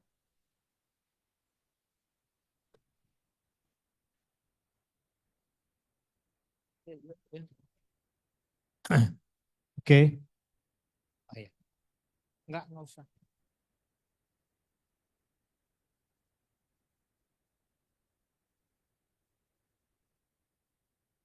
Ya, silakan Pak. Pakai bahasa Indonesia boleh, Pak. Okay. In English. Okay. My name is Idrus Asgaf. I am from heavy equipment major.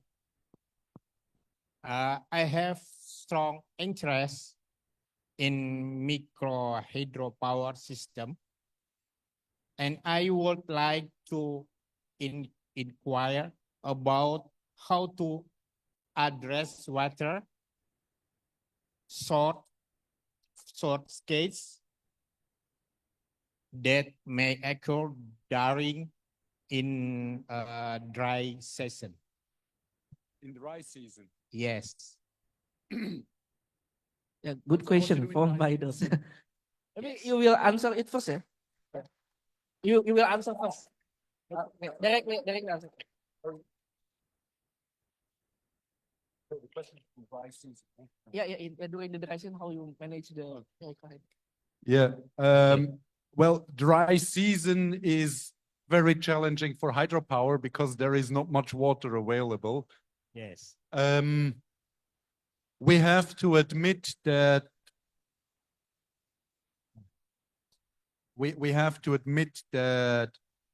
we often think of we do a storage pond or a lake for dry season, but these lakes are never, they cannot be for a seasonal storage. They are for hours or for some days, but we cannot store or we cannot build a lake where we have water enough for, let's say, a full summer of hydropower production. So what we need to do when we know we have dry seasons with very little runoff in the river, we need to address this issue already in the design phase. So we need to have a proper hydraulic or hydrology assessment of our river stream and see how much water is available over a year. So specifically for medium or larger hydropower plants, we really need to do a hydrological assessment over a year, or we need to have data available from the past periods to then make a proper assessment of how much water is available or during how many months a year we can operate. Okay, thank you very much. Okay, thank you. May I recap in Indonesian? Okay, so saya akan tadi pertanyaan dari Pak Idrus ya, jadi bagaimana kita memanage PLTA ya ketika musim kering ya atau musim kemarau. Jadi jawabannya adalah itu harus dilihat dari desain awal. Jadi memang ketika bikin PLTA itu pasti ada tempat penyimpanan ya, storage ya. Entah itu di danau atau di mana gitu. Nah itu penting untuk desain awal. Jadi kita harus tahu kira-kira berapa sih kapasitasnya. Itu jangan sampai ketika kita mendesain itu kita kehabisan air. Nah itu inti dari jawabannya ya. Oke, kemudian saya buka lagi untuk yang sesi kedua. Oke, yang pertama Mas yang baju dari energi ya, yang rambutnya agak keriting, silakan. Perkenalkan dulu mungkin namanya siapa? Thank you. My name is Raja Wibisono.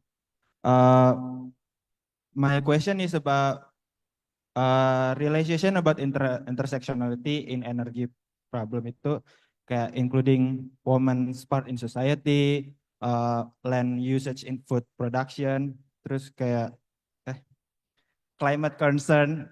All of those problems have more often than not have contradicting interest with economic growth in every area. Like, how do we, as people who more educated in this problem, convince people in rural area or just in general to convince them that this is like worthy problem to handle, like even though like it's not have immediate economic economic surplus. How do we convince them more efficiently? Thank you.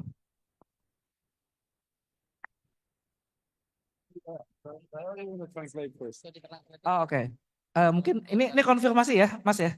Tadi pertanyaannya itu terkait dengan bagaimana kita meyakinkan masyarakat bahwa ketika kita bangun apa PLTA gitu ya, atau mikrohidro itu ada keuntungan secara ekonomi gitu ya.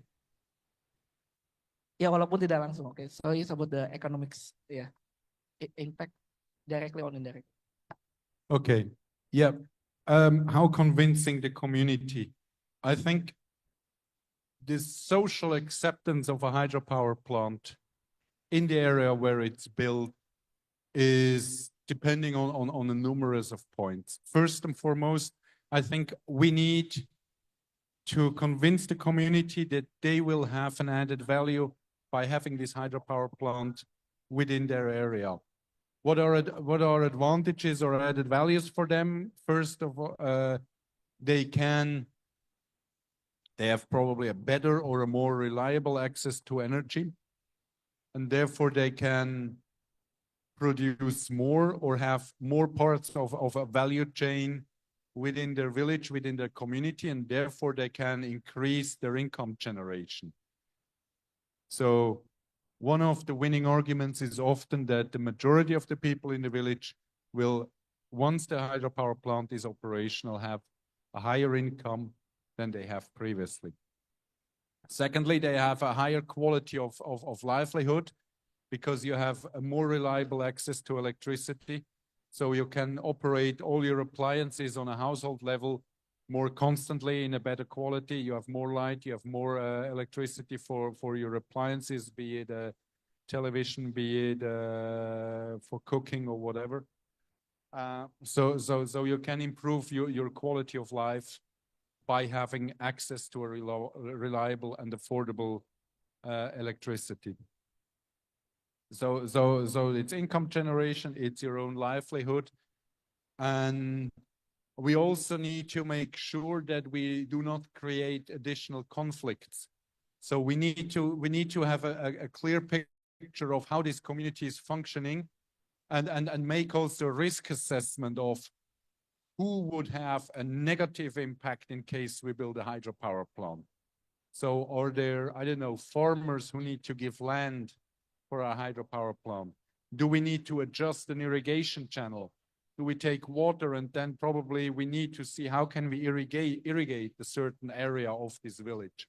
So these are all topics which we need to address at the very early stage and come up with a clear plan and discuss it already from an early stage with the community. And then I think we really create the good acceptance of our project. Okay, let's saya mungkin sedikit rangkum tadi jawabannya ya, terkait bagaimana bisa meyakinkan dari sisi ekonomi secara langsung tidak langsung.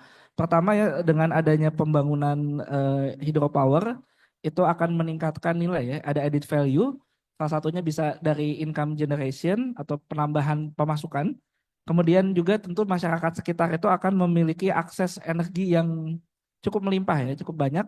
Misalnya tadi disebutkan bahwa mungkin buat entertainment, nyalain TV, buat masak dan lain-lain itu lebih mudah, tentu akan meningkatkan taraf hidup masyarakat sekitar. Dan yang tidak kalah penting adalah yang terakhir adalah jangan sampai dengan pembangunan ini akan ada konflik tambahan. Misalnya tadi masalah irigasi itu harus di-clearkan terlebih dahulu. Mungkin itu jawabannya. One more question? It's okay, one more question. Oke, one more question.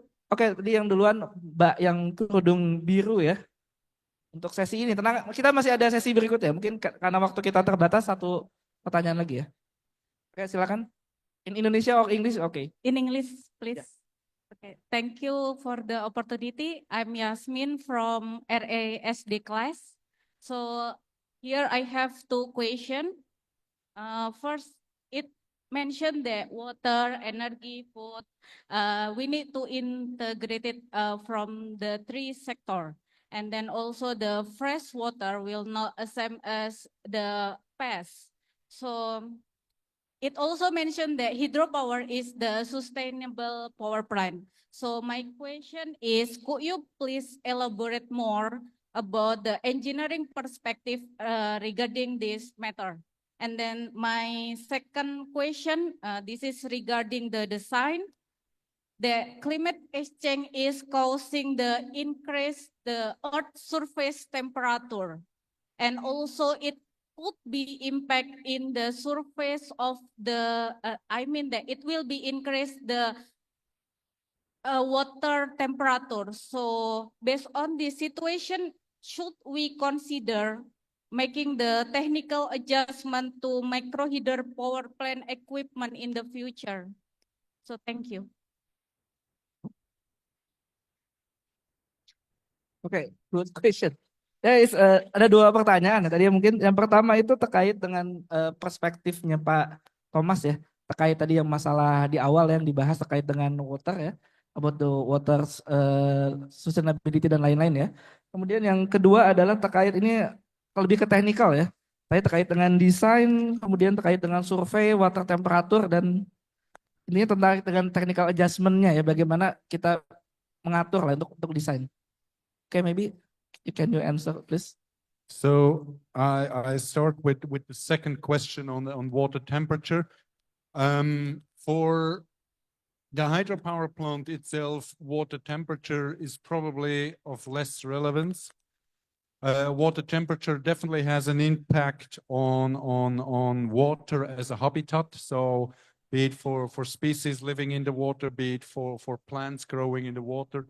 This definitely has an impact when water temperature is rising. So it's more, let's say, an ecosystem or a biological question or biodiversity question than for a hydropower plant. As long as let's say, the consistency of the water is not changing, then it shouldn't have an impact on our hydropower plant. It changes then if, for example, the chemical components start changing and when we become more salty, for example, because then we have higher corrosion. But in general, it doesn't change. And on the first question, it was on climate change, yeah? You need to help me again on that, yeah? Yes, regarding the climate change. So my question is, we need to integrate about water, energy, and food. But in the other hand, in the future, maybe fresh water, it will be rare. I mean, the condition will be not the same as the previous. So it's also mentioned that hydropower plant is a sustainable power plant. So my question is, could you please elaborate more regarding the issue? In one hand, we have the fresh water will not the same as the previous, but how about the sustainability power plant? Yeah. Thank you. Thanks. Yeah, climate change and hydropower, what we need to see, and this is probably a field of study also here in Indonesia, where I don't have data available, is how is climate change affecting the runoff of rivers? So if we have a change in precipitation, you remember I showed you the graph of where do we have rainfall on a global level? Is it more evaporation? Is it more precipitation? If we have a change on this, or if you have a change in seasonality, meaning that we have probably more rain or less rain in certain seasons, this needs to be addressed, let's say, on ecological studies on how climate change could impact in the future the runoff of river, and then we need to adapt. Meaning for us on an engineering level, if we do a hydrological assessment of a river and we have the river runoff curve over a year, and we know we build a hydropower plant with a operational time of, I don't know, 20, 30, 40 years, we then need to see, does climate change impact it or not? Now, for Switzerland speaking, I know we operate as well hydropower plants with my company who are on a river well, I have to say it other ways. In Switzerland, we have also snow and glaciers in the mountains, you might have seen. So this snow and glaciers, they provide somehow a seasonal storage of water. And if you have less snow and less glaciers, then your seasonal storage is reduced. Now, the hydropower plants I'm talking about, they are not affected by snow. So they just have whatever rain comes during a year. And there, for example, we find out that for the next 40 years, climate change will not drastically have an impact on the runoff. We will have dry days. We will have days with a lot of water. So there the fluctuation is not that much as for other streams who probably are more affected by snow or glacier. And the same is here in Indonesia. So you really need to have a look on the catchment area and on how climate change changes then the precipitation and the impact on the full catchment area. Oke, ini agak panjang. Mungkin sedikit saya persingkat aja. Jadi tadi terkait dengan climate change, ya, terkait dengan keberlanjutan ya, terkait dengan fresh water, karena untuk PLTA itu butuh fresh water misalnya dari sungai. Memang climate change itu akan mempengaruhi salah satunya precipitation atau penguapan ya. Penguapan itu terkait dengan banyaknya air yang menguap dan kemungkinan turunnya hujan. Sehingga perlu ada di sini ada semacam hydrological assessment ya. Dan contoh di Switzerland juga terjadi misalnya banyak sumbernya itu dari glasier ya, atau dari es yang mencair untuk di sungai.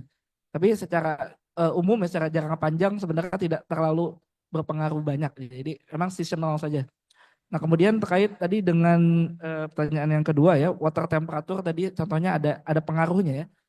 Tapi selama dia tidak terlalu berubah banyak ya, mungkin tidak akan berpengaruh terhadap equipment di permesinannya. Tapi mungkin secara biological mungkin ada ya pengaruh terhadap ekologi di dalam air tersebut. Mungkin itu jawabannya. Oke, now let's continue ya. Let's continue to the third session ya, about the engineering design. Okay, please. Yes.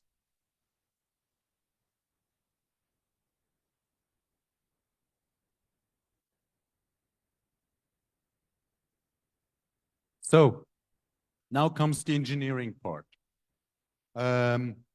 We go a little bit more into design. I will provide you some technical slides, some formulas, and I will also indicate you what is to remember and what is just nice to know. Next slide.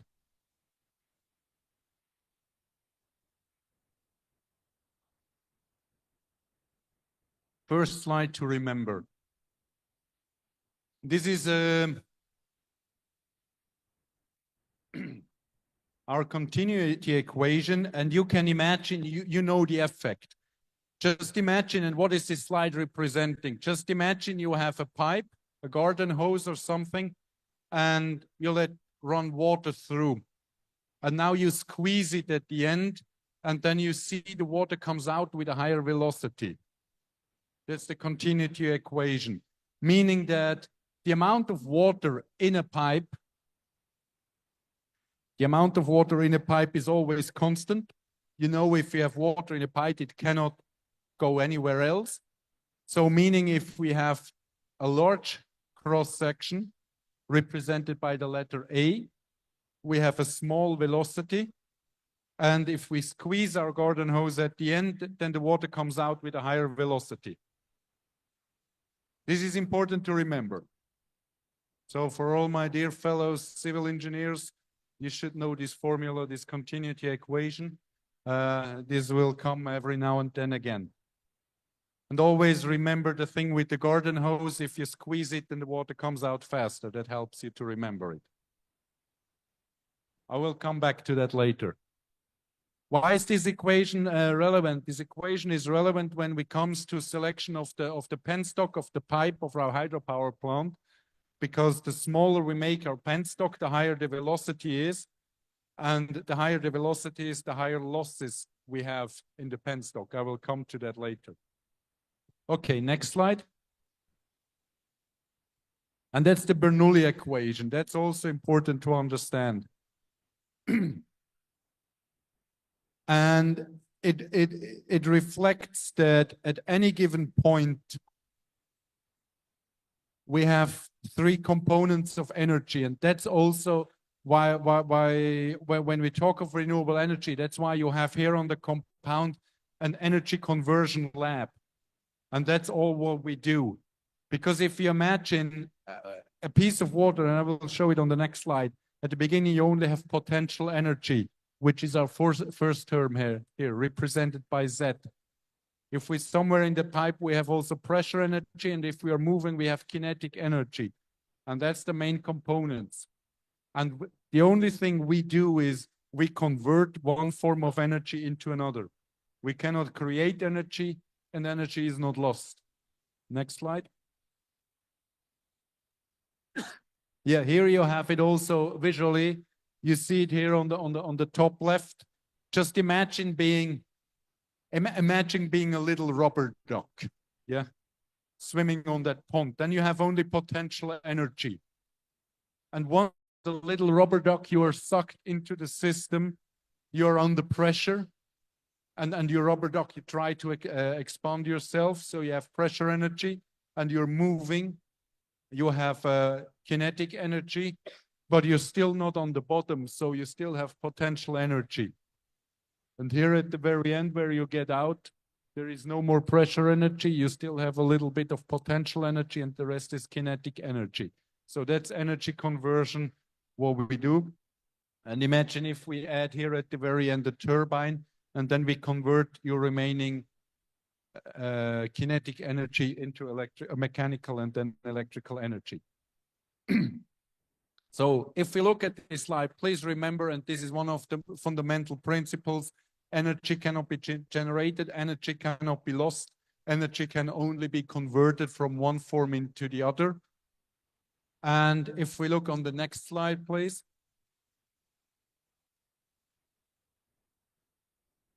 Yeah.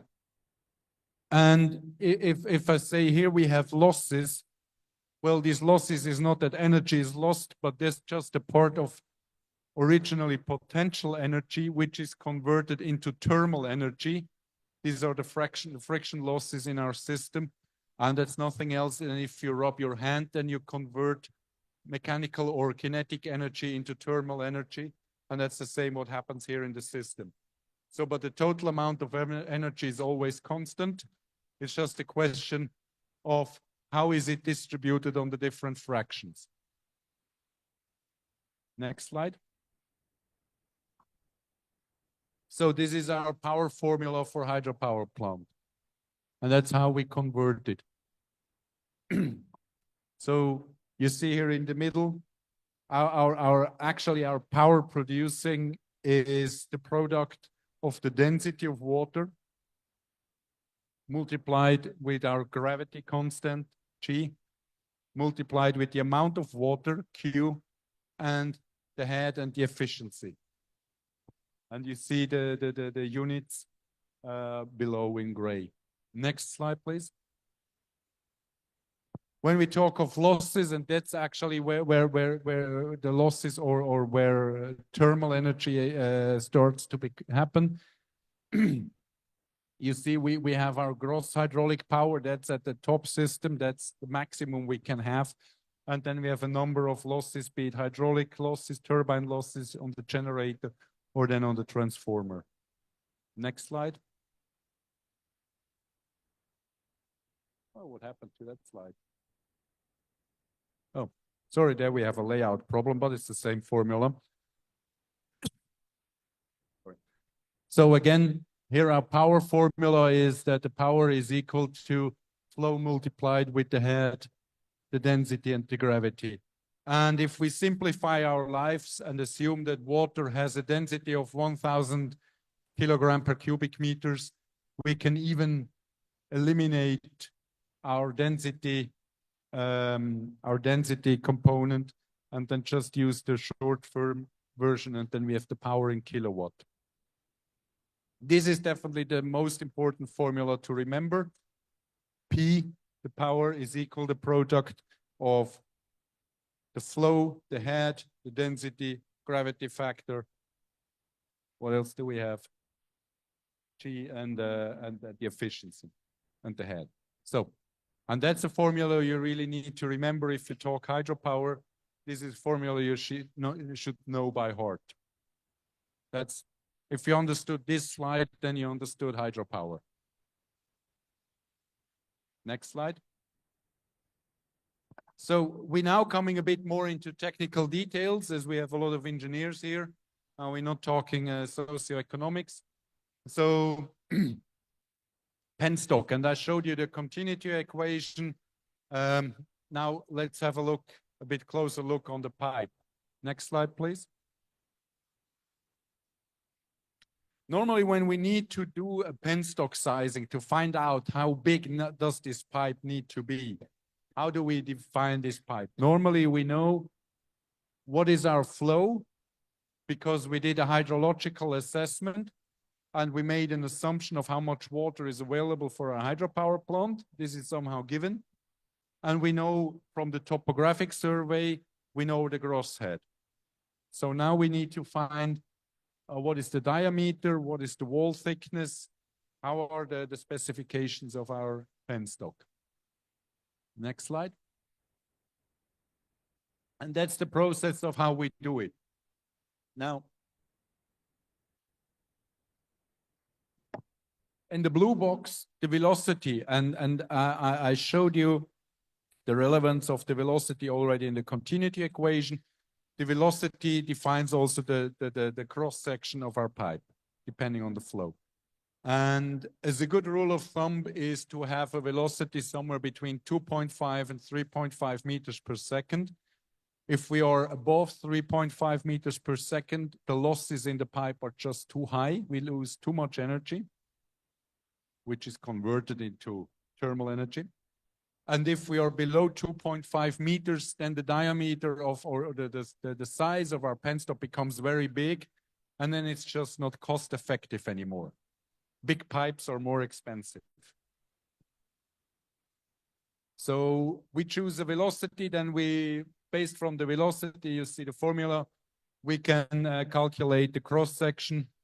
And then once we have our penstock, we can cross-check it by calculating the losses in our penstock. Next slide. A very easy form to determine a potential size of our penstock is just graphically. So you see here a potential chart where we can have our flow on the left-hand side. And this is now for an area where we have only certain diameters available. 12-inch, 14-inch, 16-inch, whatever. So if you're in an area where you have only certain types or certain sizes of pipes, you can easily do it graphically like this and say, okay, I have 600 liters, I have this 19-inch pipe available, so therefore I'm somewhere around 3.3 meters per second. Next slide. We can also do it the other way around, that we say, okay, We accept 3.5 meters per second. We have our 600 liters again. Therefore, we need something around 45 centimeters of diameter for our penstock. So this is a graphical solution to select the proper penstock. Next slide.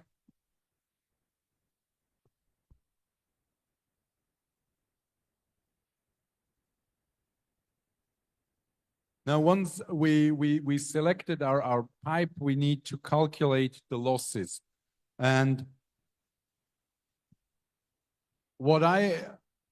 if you get my message here, please, we need to remember that the losses go always by the square of the velocity. So you can imagine if we double the velocity, if we use 4 meters per second instead of 2 meters per second, then the velocity, they will go by the factor of 4.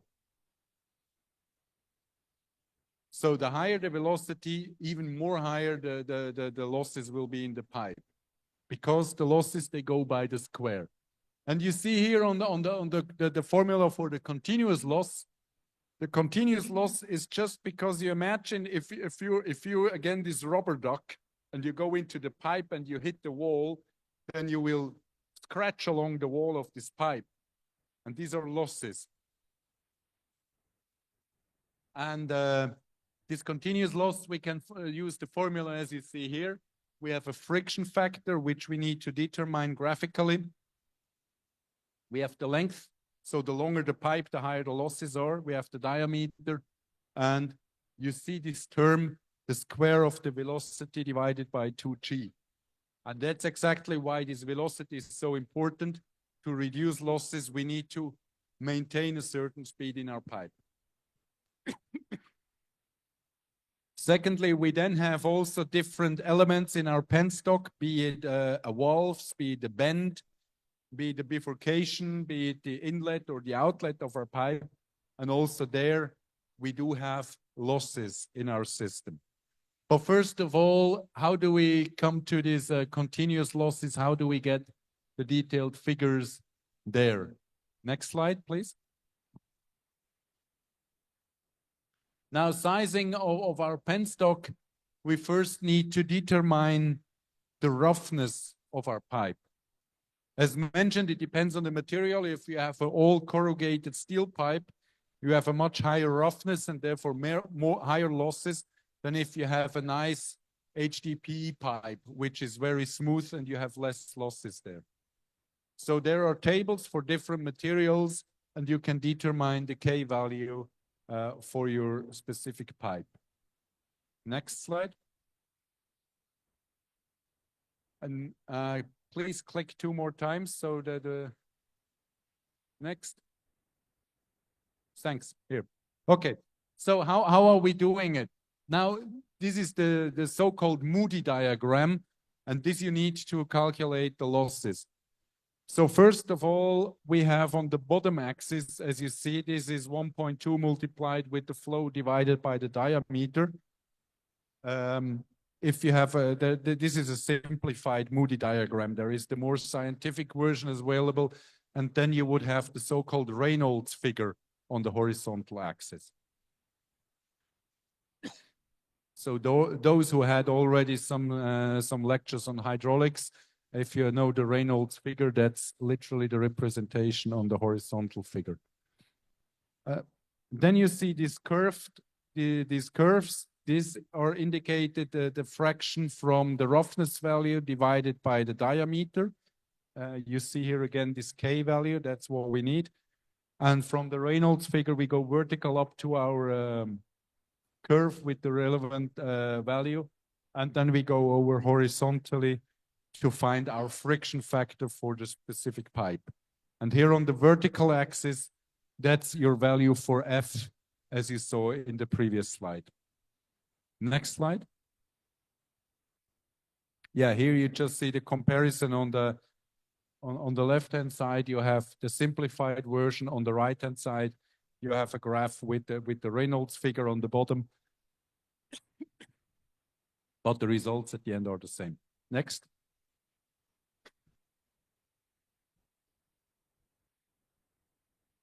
Yeah, this is just for those who want to have more the scientific. I'm not going into details. Next slide. So turbulence losses. As I said, we had the continuous losses, and then we have turbulence losses in different elements on in our penstock, be it a bend, be it a valve, whatever. And we quickly look at those as well. Next slide. Now, if we have an expansion, we have a small pipe and suddenly go into a big pipe, you can imagine that we have some turbulences here where it is expanding. And these turbulences, they create losses. And these losses we can again calculate by the proportion between the two cross sections. And then again, you see our famous term here, the square of the velocity divided by 2g.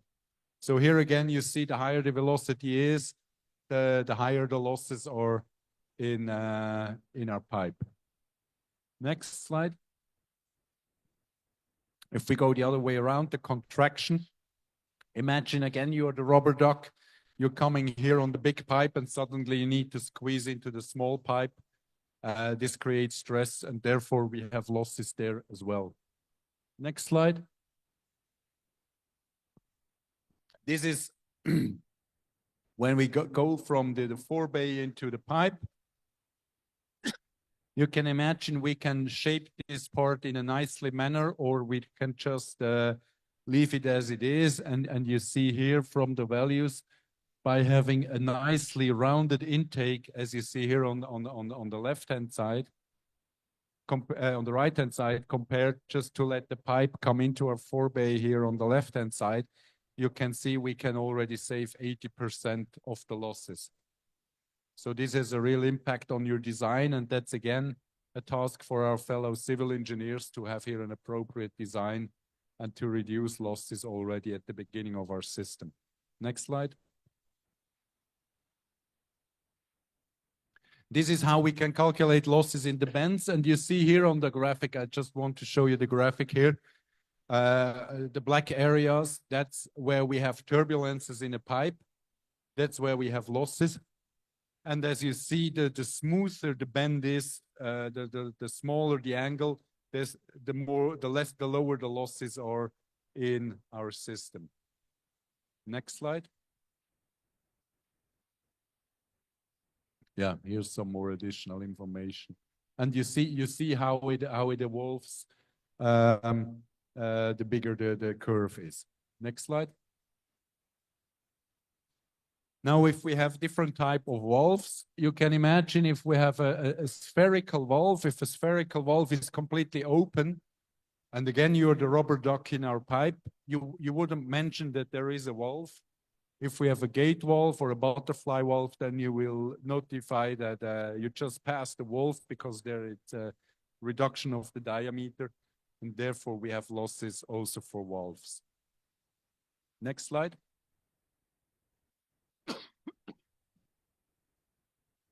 Bifurcations are stress as well. You know it every morning when you're here in Jakarta in traffic. Always when two roads merge or go in different directions, there you have a traffic jam, and the same is in a pipe.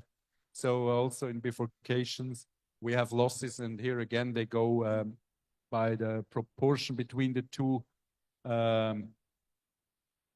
directions, and again with our term of the square of the velocity divided by 2g. Next slide. So here's some general notes just on designing our penstock.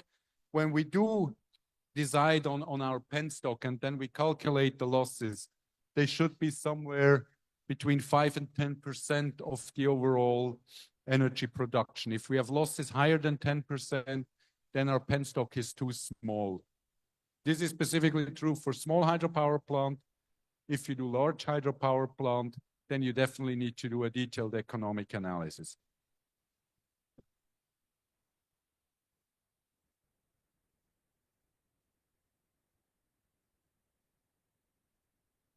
Next slide.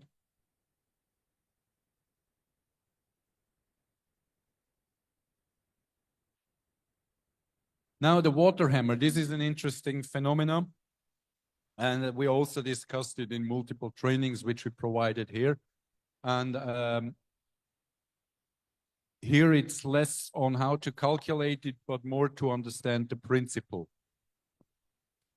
Now, as you see here on the graph, now imagine we have a hydropower plant and suddenly the turbine blocks, or suddenly the system is closed at the lower end. Now, what is happening? And now just imagine you and all your colleagues as little rubber ducks are going into the pipe and suddenly there is a blockage next to the turbine. No. Please go back one slide. Thanks. So what we have all the water is coming down to the turbine and suddenly it's blocked. And then we have a wave which is going backward because somehow this pressure needs to be released. More water is flowing in, and then you have kind of a backward wave up to the intake. And this is what we call the water hammer. And this is somehow we need to be able to release. And that's what you see on the third picture. This is really this wave going back, and this creates an additional pressure on the pipe. So we don't have only the hydrostatic pressure as you see on the top image, but we have an addition. We have an additional pressure from this backward wave in the pipe, and our pipe needs to be designed in a manner that also this wet water hammer is not making the pipe to burst. Next slide.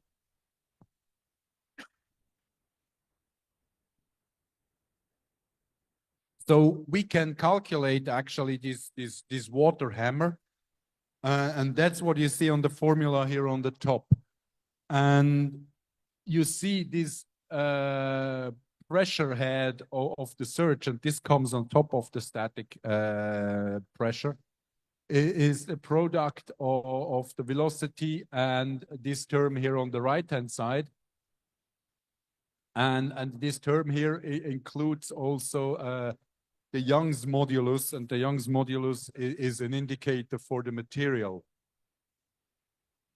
And on opposite, when we want to make sure that our penstock can remain safe when we have a water hammer, we can calculate the safety factor, which should be bigger than 3.5.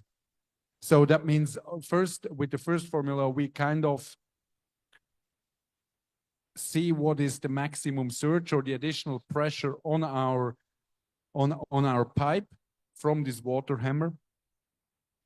And with the safety factor, we then calculate actually the diameter, not the diameter, the thickness of the wall.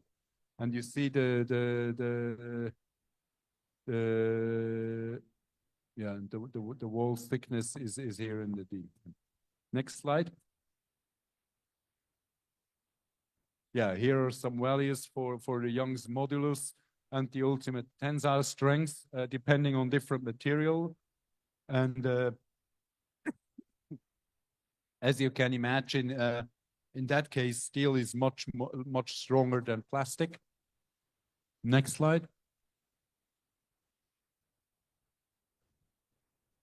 So that was on the water hammer. There are you can, for these formulas, you can create Excel spreadsheet files.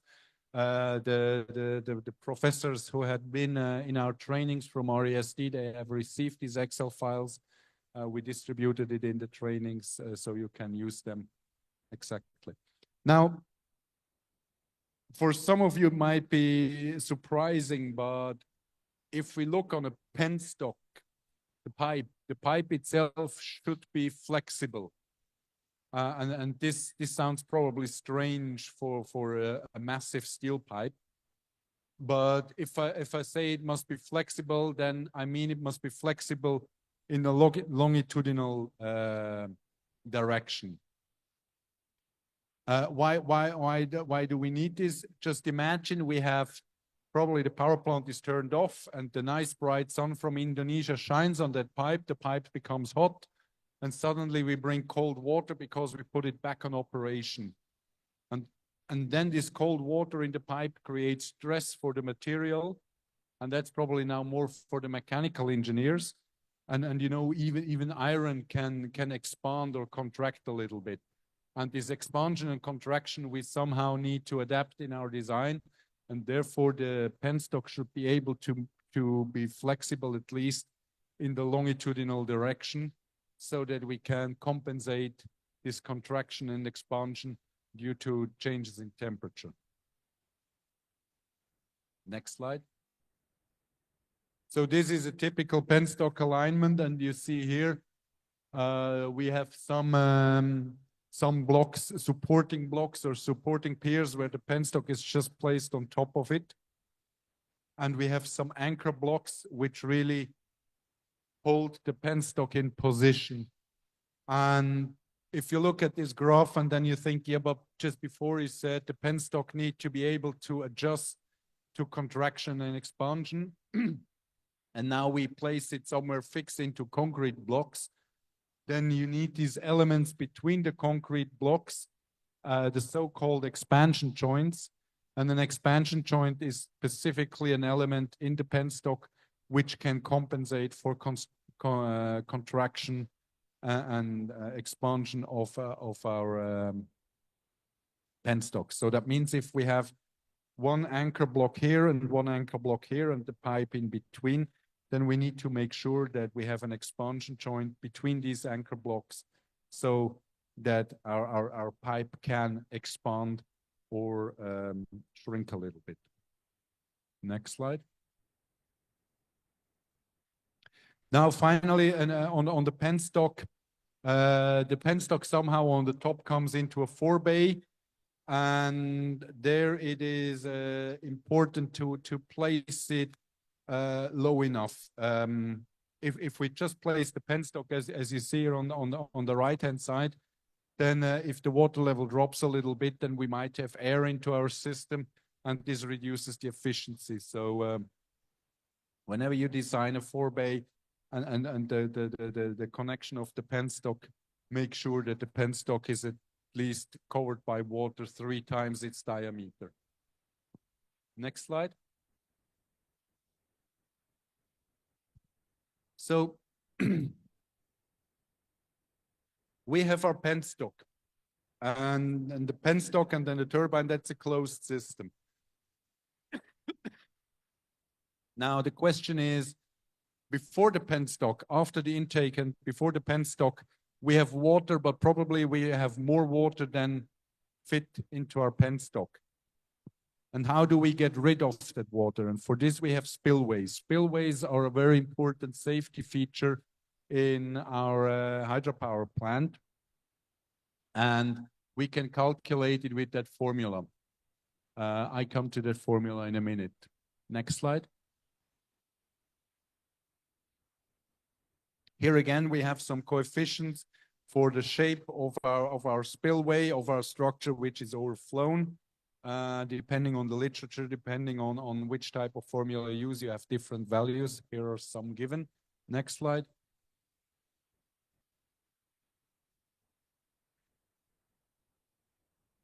Yeah, and that's actually the full formula. You might find it in the literature as Polanyi formula.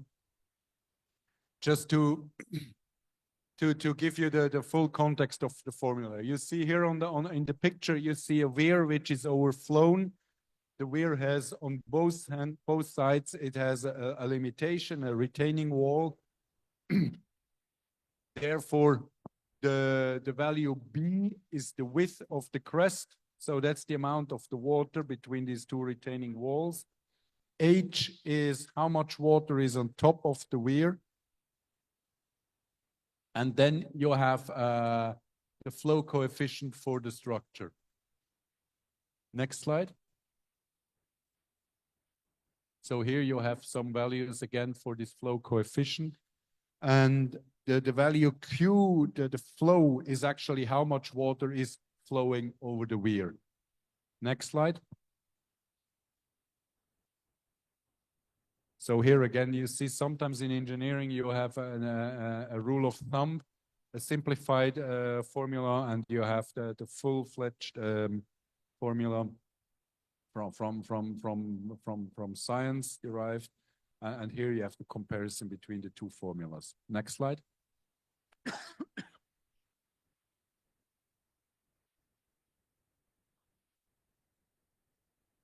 Here's the same. Okay, next slide.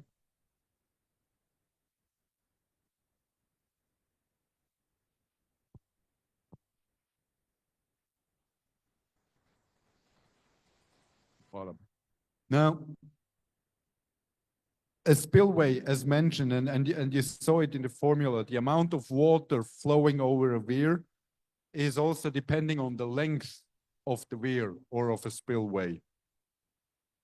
And you can imagine if we have only a limited space of how much water can overflow a weir, because we have a channel. Imagine you have a channel, then probably your water can only rise by 10, 20 centimeters before it's overflowing everywhere. So we need to maintain sure that if the water level rises, our spillway probably only by 10 centimeters can evacuate all the water, which is too much, in a safe manner. And this might require then a very long spillway. And then there are some nice engineered solutions, like, for example, this piano key, which you see behind, which is somehow a folded spillway. And you see it's overflowing all along the spillway, or as you see here in the plan, this is all along this piano keys. Next slide. And if you see here, we actually need, and you see it on the plan, the length of the size of the weir here, it requires about 5 meters of the channel. You see this 4.93, that's in meters. So the length is 5 meters, but the total length of our weir, because it is folded, is almost 18 meters long. Meaning that we can disperse here about 12 cubic meters per second on this weir. And you can imagine if we would just do a straight spillway with only 5 meters, we would have only about a third of it. So here we can spill 12 cubic meters instead of only about 4 cubic meters if we would have made it straight. And there are different solutions. This is a piano key weir. There is, in literature, you find, for example, a morning glory weir, which is a nicely round shaded weir. So there are different solutions also in the literature available if you have limited space to increase the length of your weir. Next slide.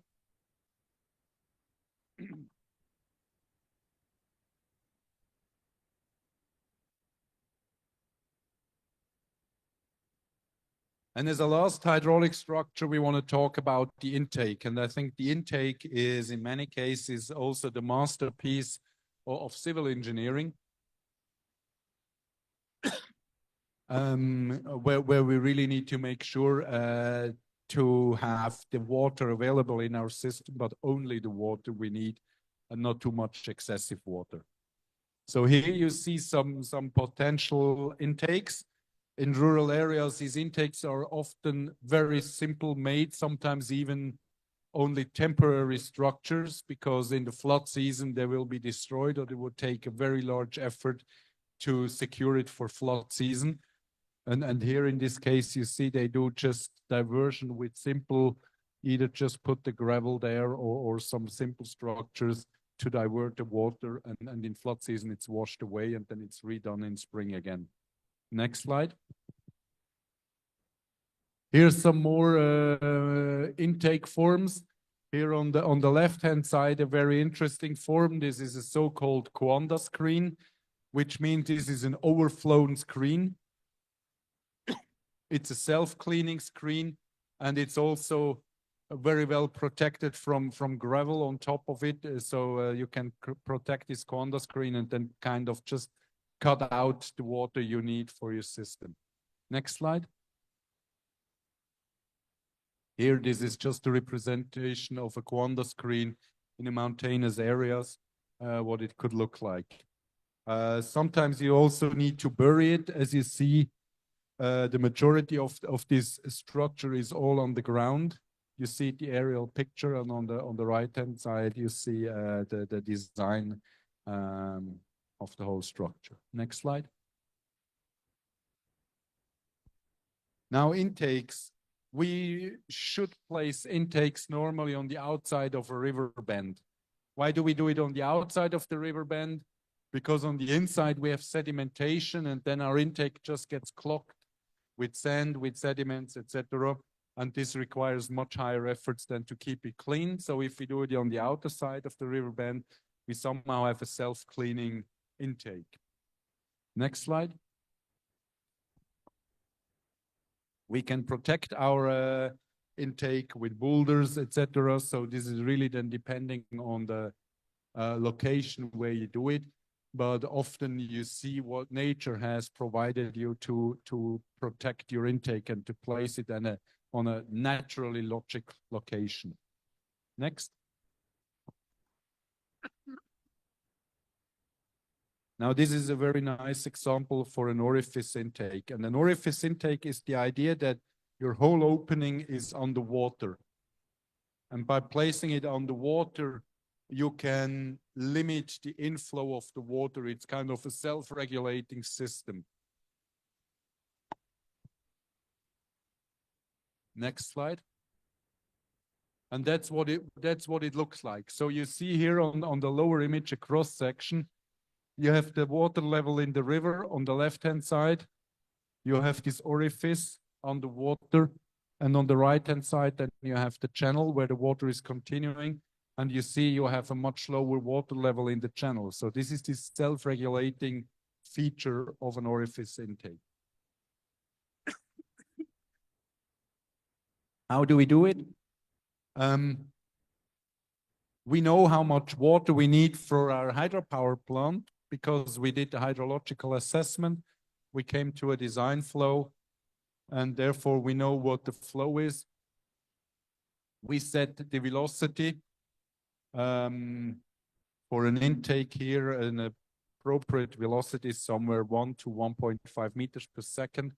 And then we get the cross section of our opening. Yeah? You see here again, that's the continuity equation from one of my very first slides. And with the cross section, we then can calculate, if we do a rectangular shape form, the width and the height. Next slide.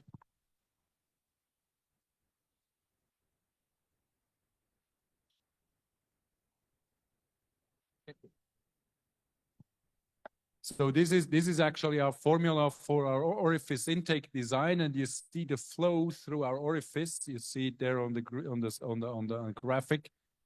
Is equal the product of the cross section of the orifice itself, a discharge coefficient, and then the square root of the water, of the difference between the two water levels in the river and in the channel.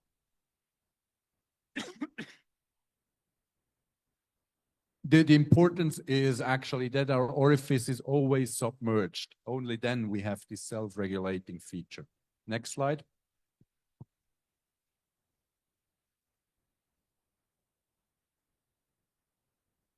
So how we do our civil design of our intake, we first do it for normal condition, and then we do the same calculation again for flood condition. And then when we know in flood condition of how much water we have in our hydropower system, then we need to size the spillway accordingly. Next slide. Yep. That's literally the process how we do it. We define the intake opening, we check the flow, and then we repeat it for flood condition and calculate then the spillways right after our intake. Next slide.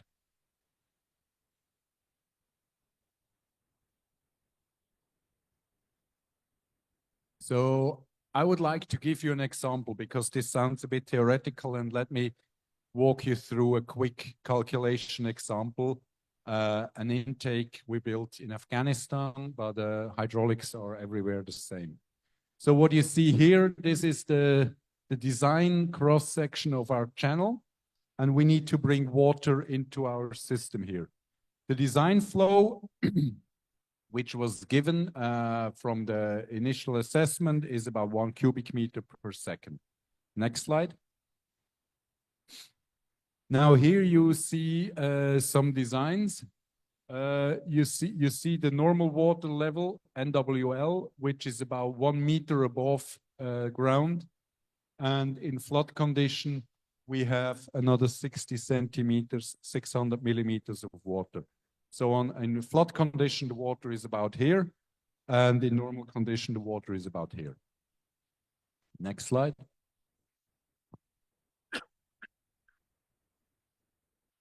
So you see here with our formula, I can calculate the cross section of our opening, which I need. I have all the figures I need. I have our flow, 1 cubic meter. We have the water level as by design in the river. We have the sizing of our channel, so we can calculate the opening. What you see here, the engineer here added a 15% margin, because as you can imagine, if you're in areas like rural Afghanistan, probably civil engineering works is not so accurate as it could be. So we need to have a certain margin, maybe make the opening a little bit bigger in case that the work is not done perfectly well, that we still have enough water in our system. That's why we add this 15% margin. And with this formula, we calculate that we have almost a square meter of cross-section required for our orifice intake. Next slide, please.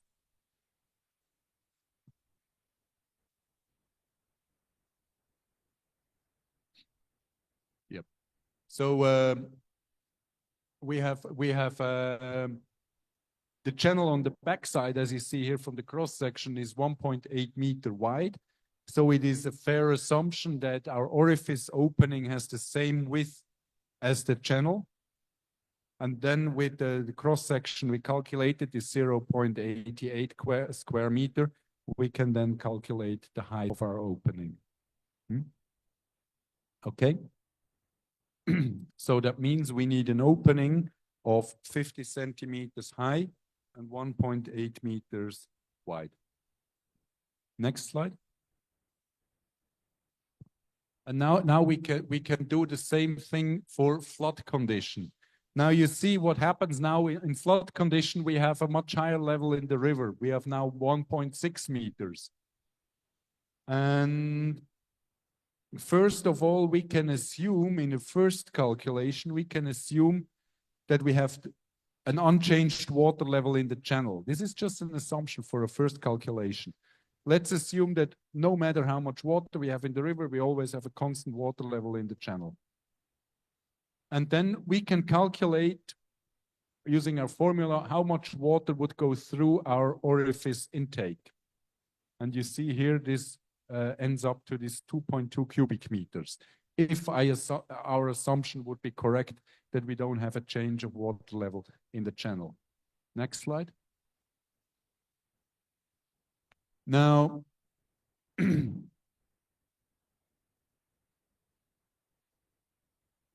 yeah, that's what we did. So we calculated the water in our channel, and then we also go back to our channel and see how high would the water actually be in our channel if we bring in 2.2 cubic meters per second. Because as you can assume, if we bring 2 cubic meters instead of 1 cubic meter, the water level in the channel would be much higher. Next slide.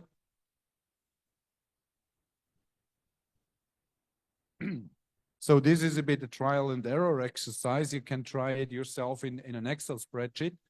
But you will find out that the water level in the channel with 2.2 cubic meters per second would not be 70 centimeters, but it would be 1.1 meter. So we see our initial assumption that no matter what the water level in the river is doing, we have a constant water level in the channel is obviously wrong. So we have now a first assumption that if the water level in the river goes up to 1.6 meter, our water level would rise to 1.1 meter in the channel. Next slide. And now we do an iteration. We go in circles, as you see, because now we have a new water level in our channel, yeah? We calculated 1.1 meter.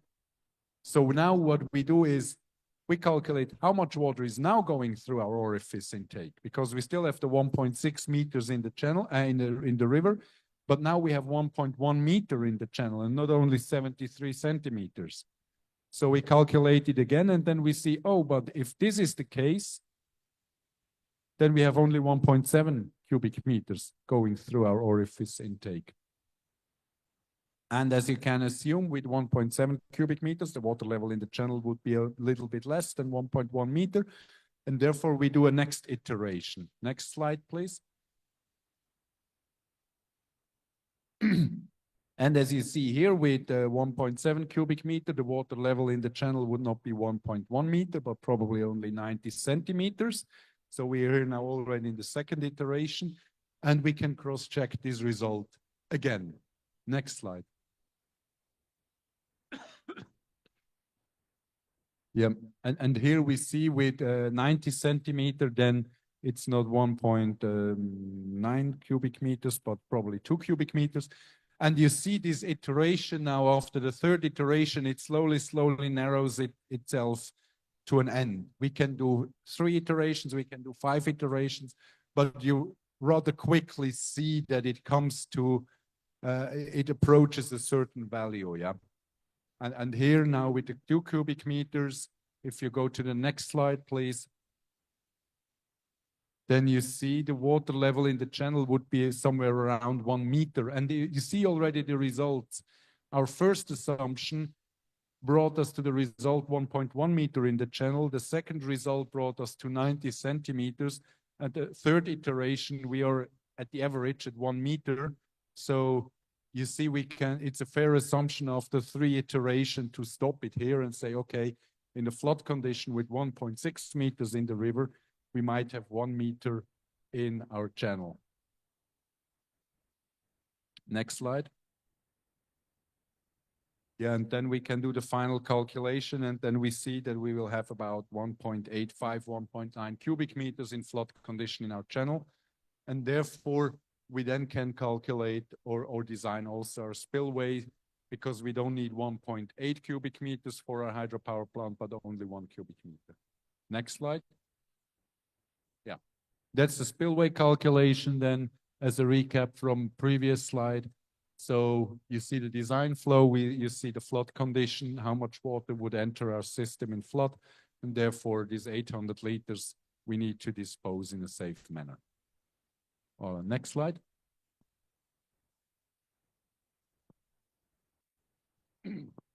Yeah, I have just, that was the engineering part, and for the remaining few minutes, I think we have a few more minutes, yeah? 5 minutes, okay. So let's use these 5 minutes and talk economics. I don't know, do we have economic experts in this room? Any economic students? No one. Nobody cares about economics. Okay. So be happy if you get a salary without economics. Next slide, please. That's the cost revenue timeline. That's important to understand. Hydropower requires a high investment at the beginning, and it has a long operation time. So the question is, when is the cutoff point or the break-even point when we have all our investment back in, and when do we start earning money? So, and you see, the longer we can have our operation, the more money we earn at the end. Next slide. Now, this is often a question of what is the average cost for hydropower or small hydropower in Indonesia. And you see here from the size in kilowatt towards the cost, and you can imagine the bigger a hydropower plant, the lower the cost per kilowatt, or because you have a certain economics of scale. and you can produce it cheaper. And at the end, the turbine for 20 or for 30 kilowatt is more or less the same price. But if you can install it for 30 kilowatt, the cost per kilowatt comes down. Next slide. So here you have average investment costs for Indonesia, just that you have a range. These figures may vary depending where you are. This figure may vary on the value of the dollar, on the economics, but these are a good range for investment costs. Next.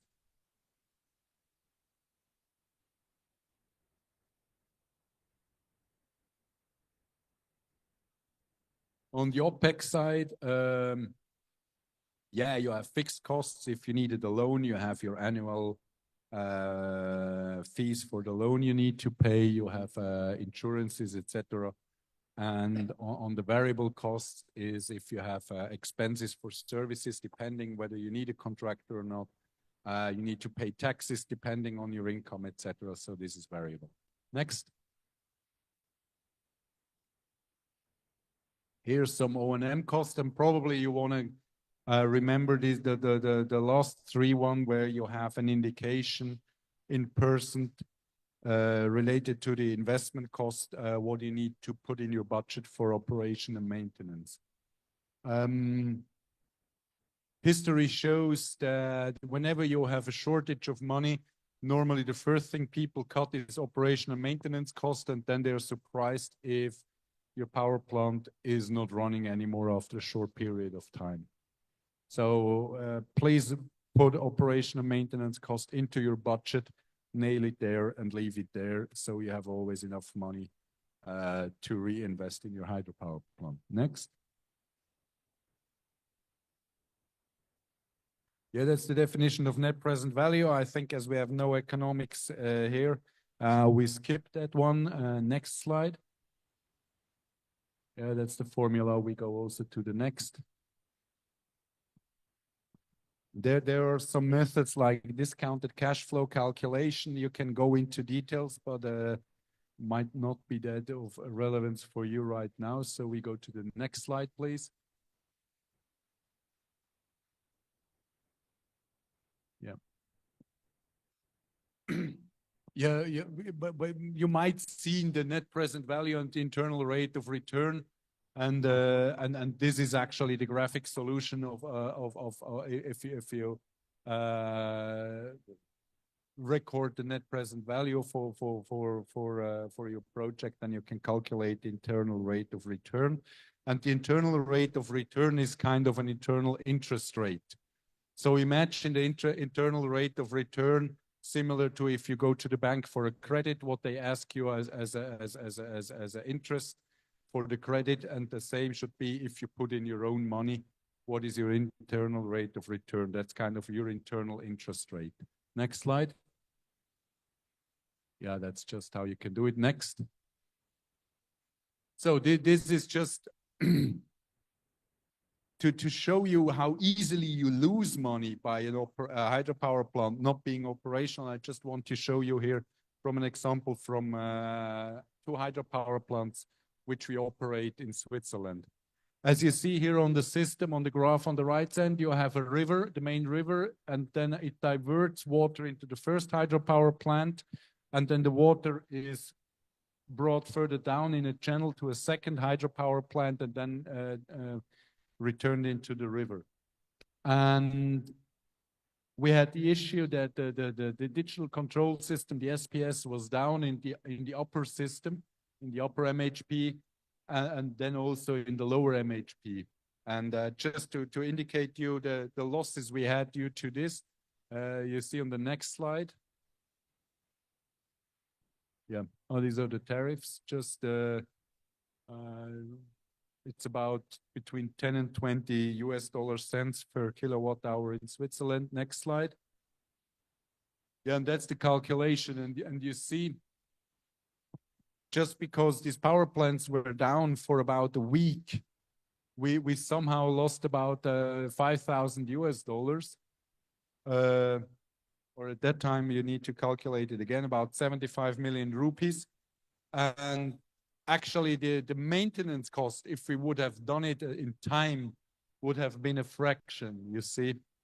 So, but people saved money on maintenance, and therefore we had a downtime in the power plant, and we lost much more money due to the downtime instead of replacing the components in time.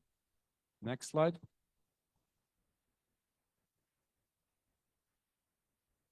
Yeah, and I think we just look on 2 more slides and then we come to a point, if you agree. Operation key performance indicators. 2 more slides, I think, for hydropower operation. Next slides. So whenever you are on the owner side, and some of you might then work at PLN or at an investor, and you own hydropower plants and you have people operating it, then there might be question, how do we measure the quality of our operation and maintenance? And for this, we can use these key performance indicators.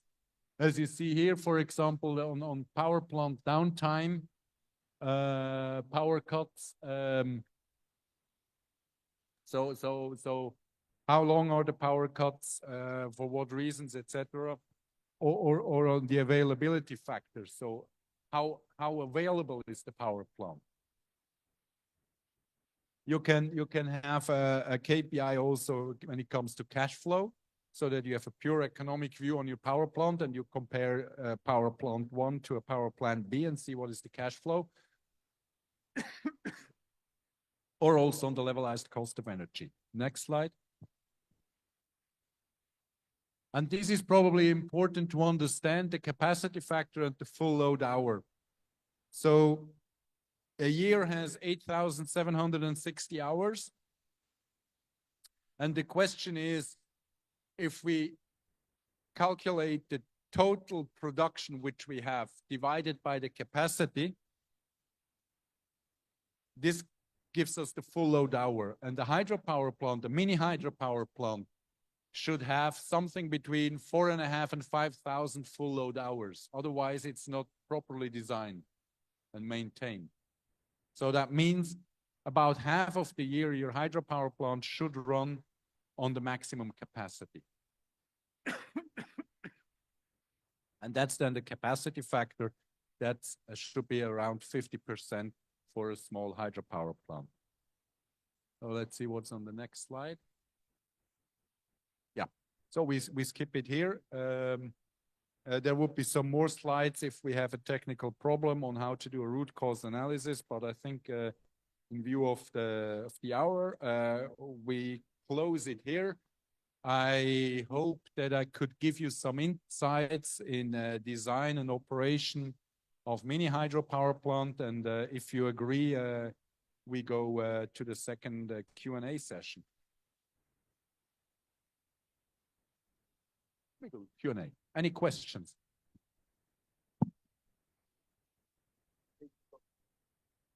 Oke, kita langsung masuk ke seksi Q&A yang kedua. Mohon maaf karena waktu kita terbatas, jadi hanya ada 2 pertanyaan saja, quick question ya. Dari kiri kanan, yang kiri dulu siapa? Oke ya, Mas yang baju hitam boleh. Please go to the last slide if possible, or video is good. Okay, thank you. I'm about to ask about hydropower plant implemented with machine learning. So, wait a second. Could we implement machine learning in hydropower plant to manage power management system so it could give the energy supply on estimated demand more efficiently? Is that feasible or just give additional overhead? Because according to the McKinsey, the AI models have clear advantages over traditional spreadsheet-based analytic methods, like reduce errors by between 20 to 50% compared to the traditional analytic methods for predicting the energy demand. So yeah, that's my question. Could we implement machine learning in hydropower plant to manage power management system so it could give the energy supply on estimated demand more efficiently? Is that feasible, especially in this country, or just give additional overhead? Thank you very much. I'm sorry if my English bad. Pertanyaan apa tadi terkait efisiensi ya? Sorry, I didn't got it.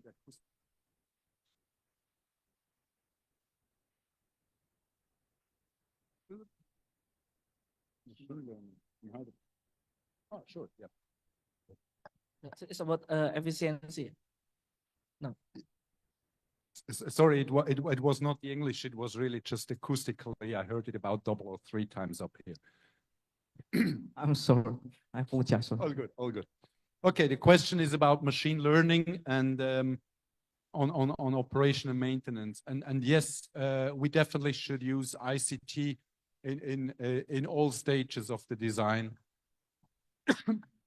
We definitely use computer-aided design, building information models, etc., for modern hydropower plant design. So we have an integrated design already, maybe more for larger dams. Machine learning, KI, etc., in operation and maintenance is, for example, very relevant for predictive maintenance. You might have heard on predictive maintenance. So with nowadays ICT solutions, you really can feed in whatever data you have. You need to have the right data. You need to have quality data. But then you can use machine learning and AI, for example, for predictive maintenance, so that you have models, trained models, where you can predict which will be the next component to fail, so you can do maintenance in time, invest in the right components, and replace them before they fail and probably cause a bigger damage or power outage of your hydropower plant. That's probably the most common application of machine learning and AI in hydropower main operation. Yeah. The other thing is you definitely can also use machine learning and AI in the operation itself, based on if you're grid connected, for grid management, grid stability. When you know what is the weather prediction, you have other renewables like solar or wind who might feed into the grid. You have a hydropower plant, you have hydrological data, knowing what would be the capacity of a hydropower plant. So for grid stability, grid management, you definitely use also AI and machine learning to have better results in grid management. Okay, thank you for the information. Yeah, Okay. that's enough. Ya, terima kasih. Mungkin tadi pertanyaannya itu terkait dengan penggunaan AI dan machine learning ya dalam desain. Nah, tadi jawabannya itu adalah untuk penggunaan AI dan machine learning itu bisa dipakai untuk PLTA, terutama untuk predictive maintenance. Kurang lebih jawabannya seperti itu, atau juga untuk masalah manajemen ya, tadi untuk pengambilan keputusan bisa dibantu dengan AI dan machine learning. Oke, second question. Ya, mungkin tadi Mas yang baju hitam ya. Mungkin kalau pakai bahasa Inggris bisa agak pelan ya, karena ekonya agak bagus ruangannya. Bisa ditangkap. Yang itu, yang diri itu. Ya, Mas yang belakang. Mohon maaf ya, ini hanya karena waktunya terbatas ya. Mungkin bisa pertanyaannya langsung to the point ya. Okay, my question is regarding something more general as opposed to technicalities. Now, based on your experiences and looking at Indonesia's current situation in terms of its dependencies on finite resources, the fact that we are a developing country, and the ever-changing climate that we are facing right now. Now, which transition plan is more effective and sustainable in terms of profitability? Is it a large initial investment based on a quick transition to renewable energy within years or even a decade or so?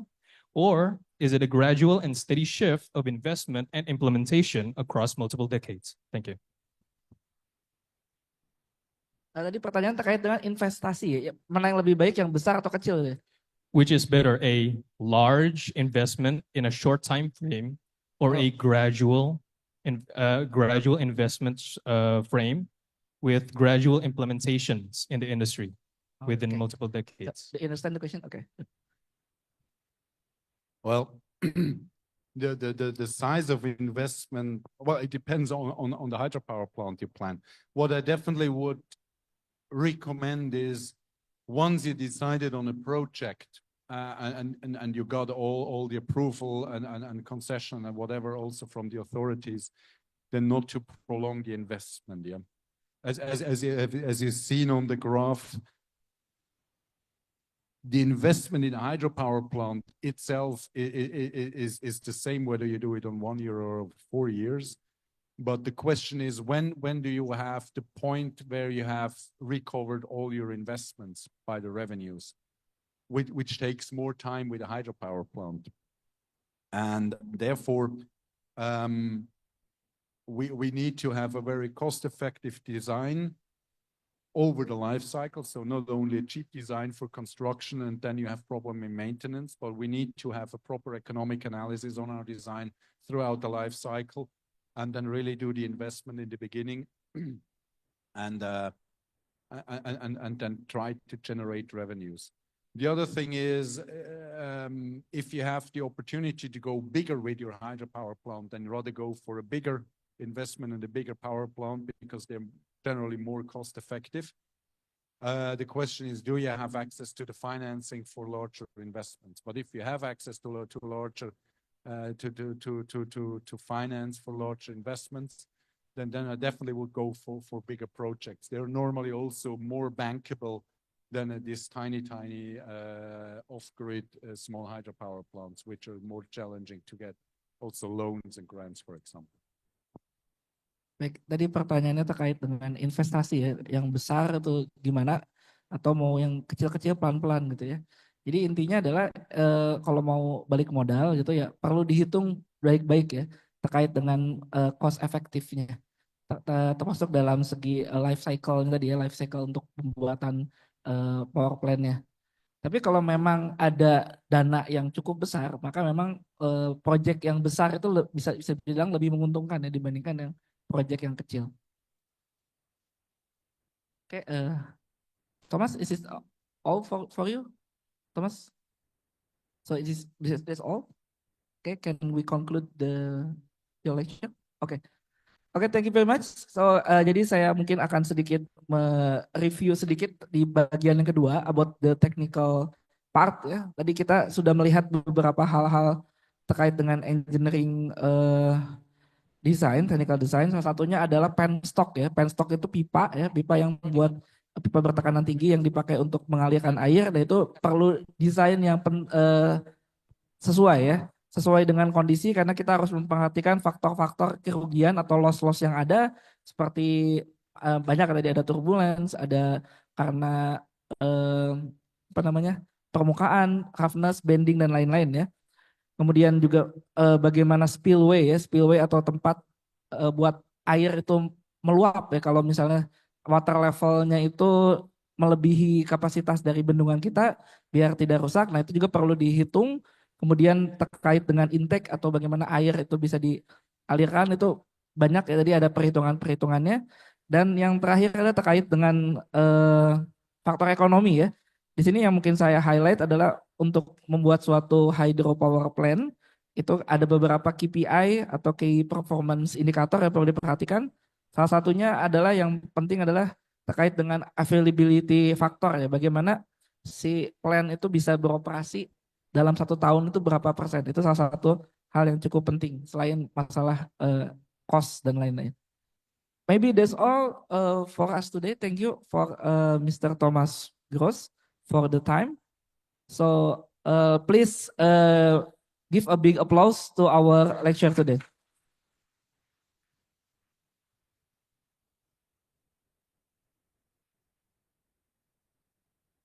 So now I will give back the stage to the main MC. Thank you very much.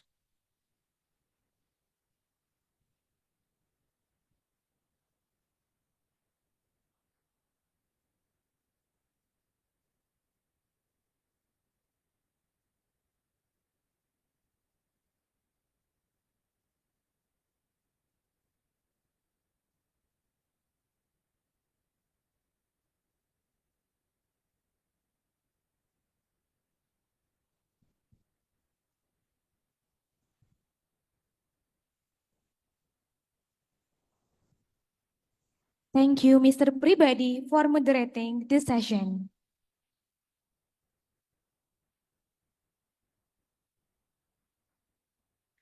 Ladies and gentlemen, Before we close the guest lecture series of the Renewable Energy Skills Development Program, I would like to express my sincere gratitude to our speaker, distinguished guests, and all participants for your presence and participations. Your insightful contributions have made this program a resounding success. I am Naura, and it's been a pleasure to serve as your Master of Ceremony. Thank you and wassalamualaikum warahmatullahi wabarakatuh.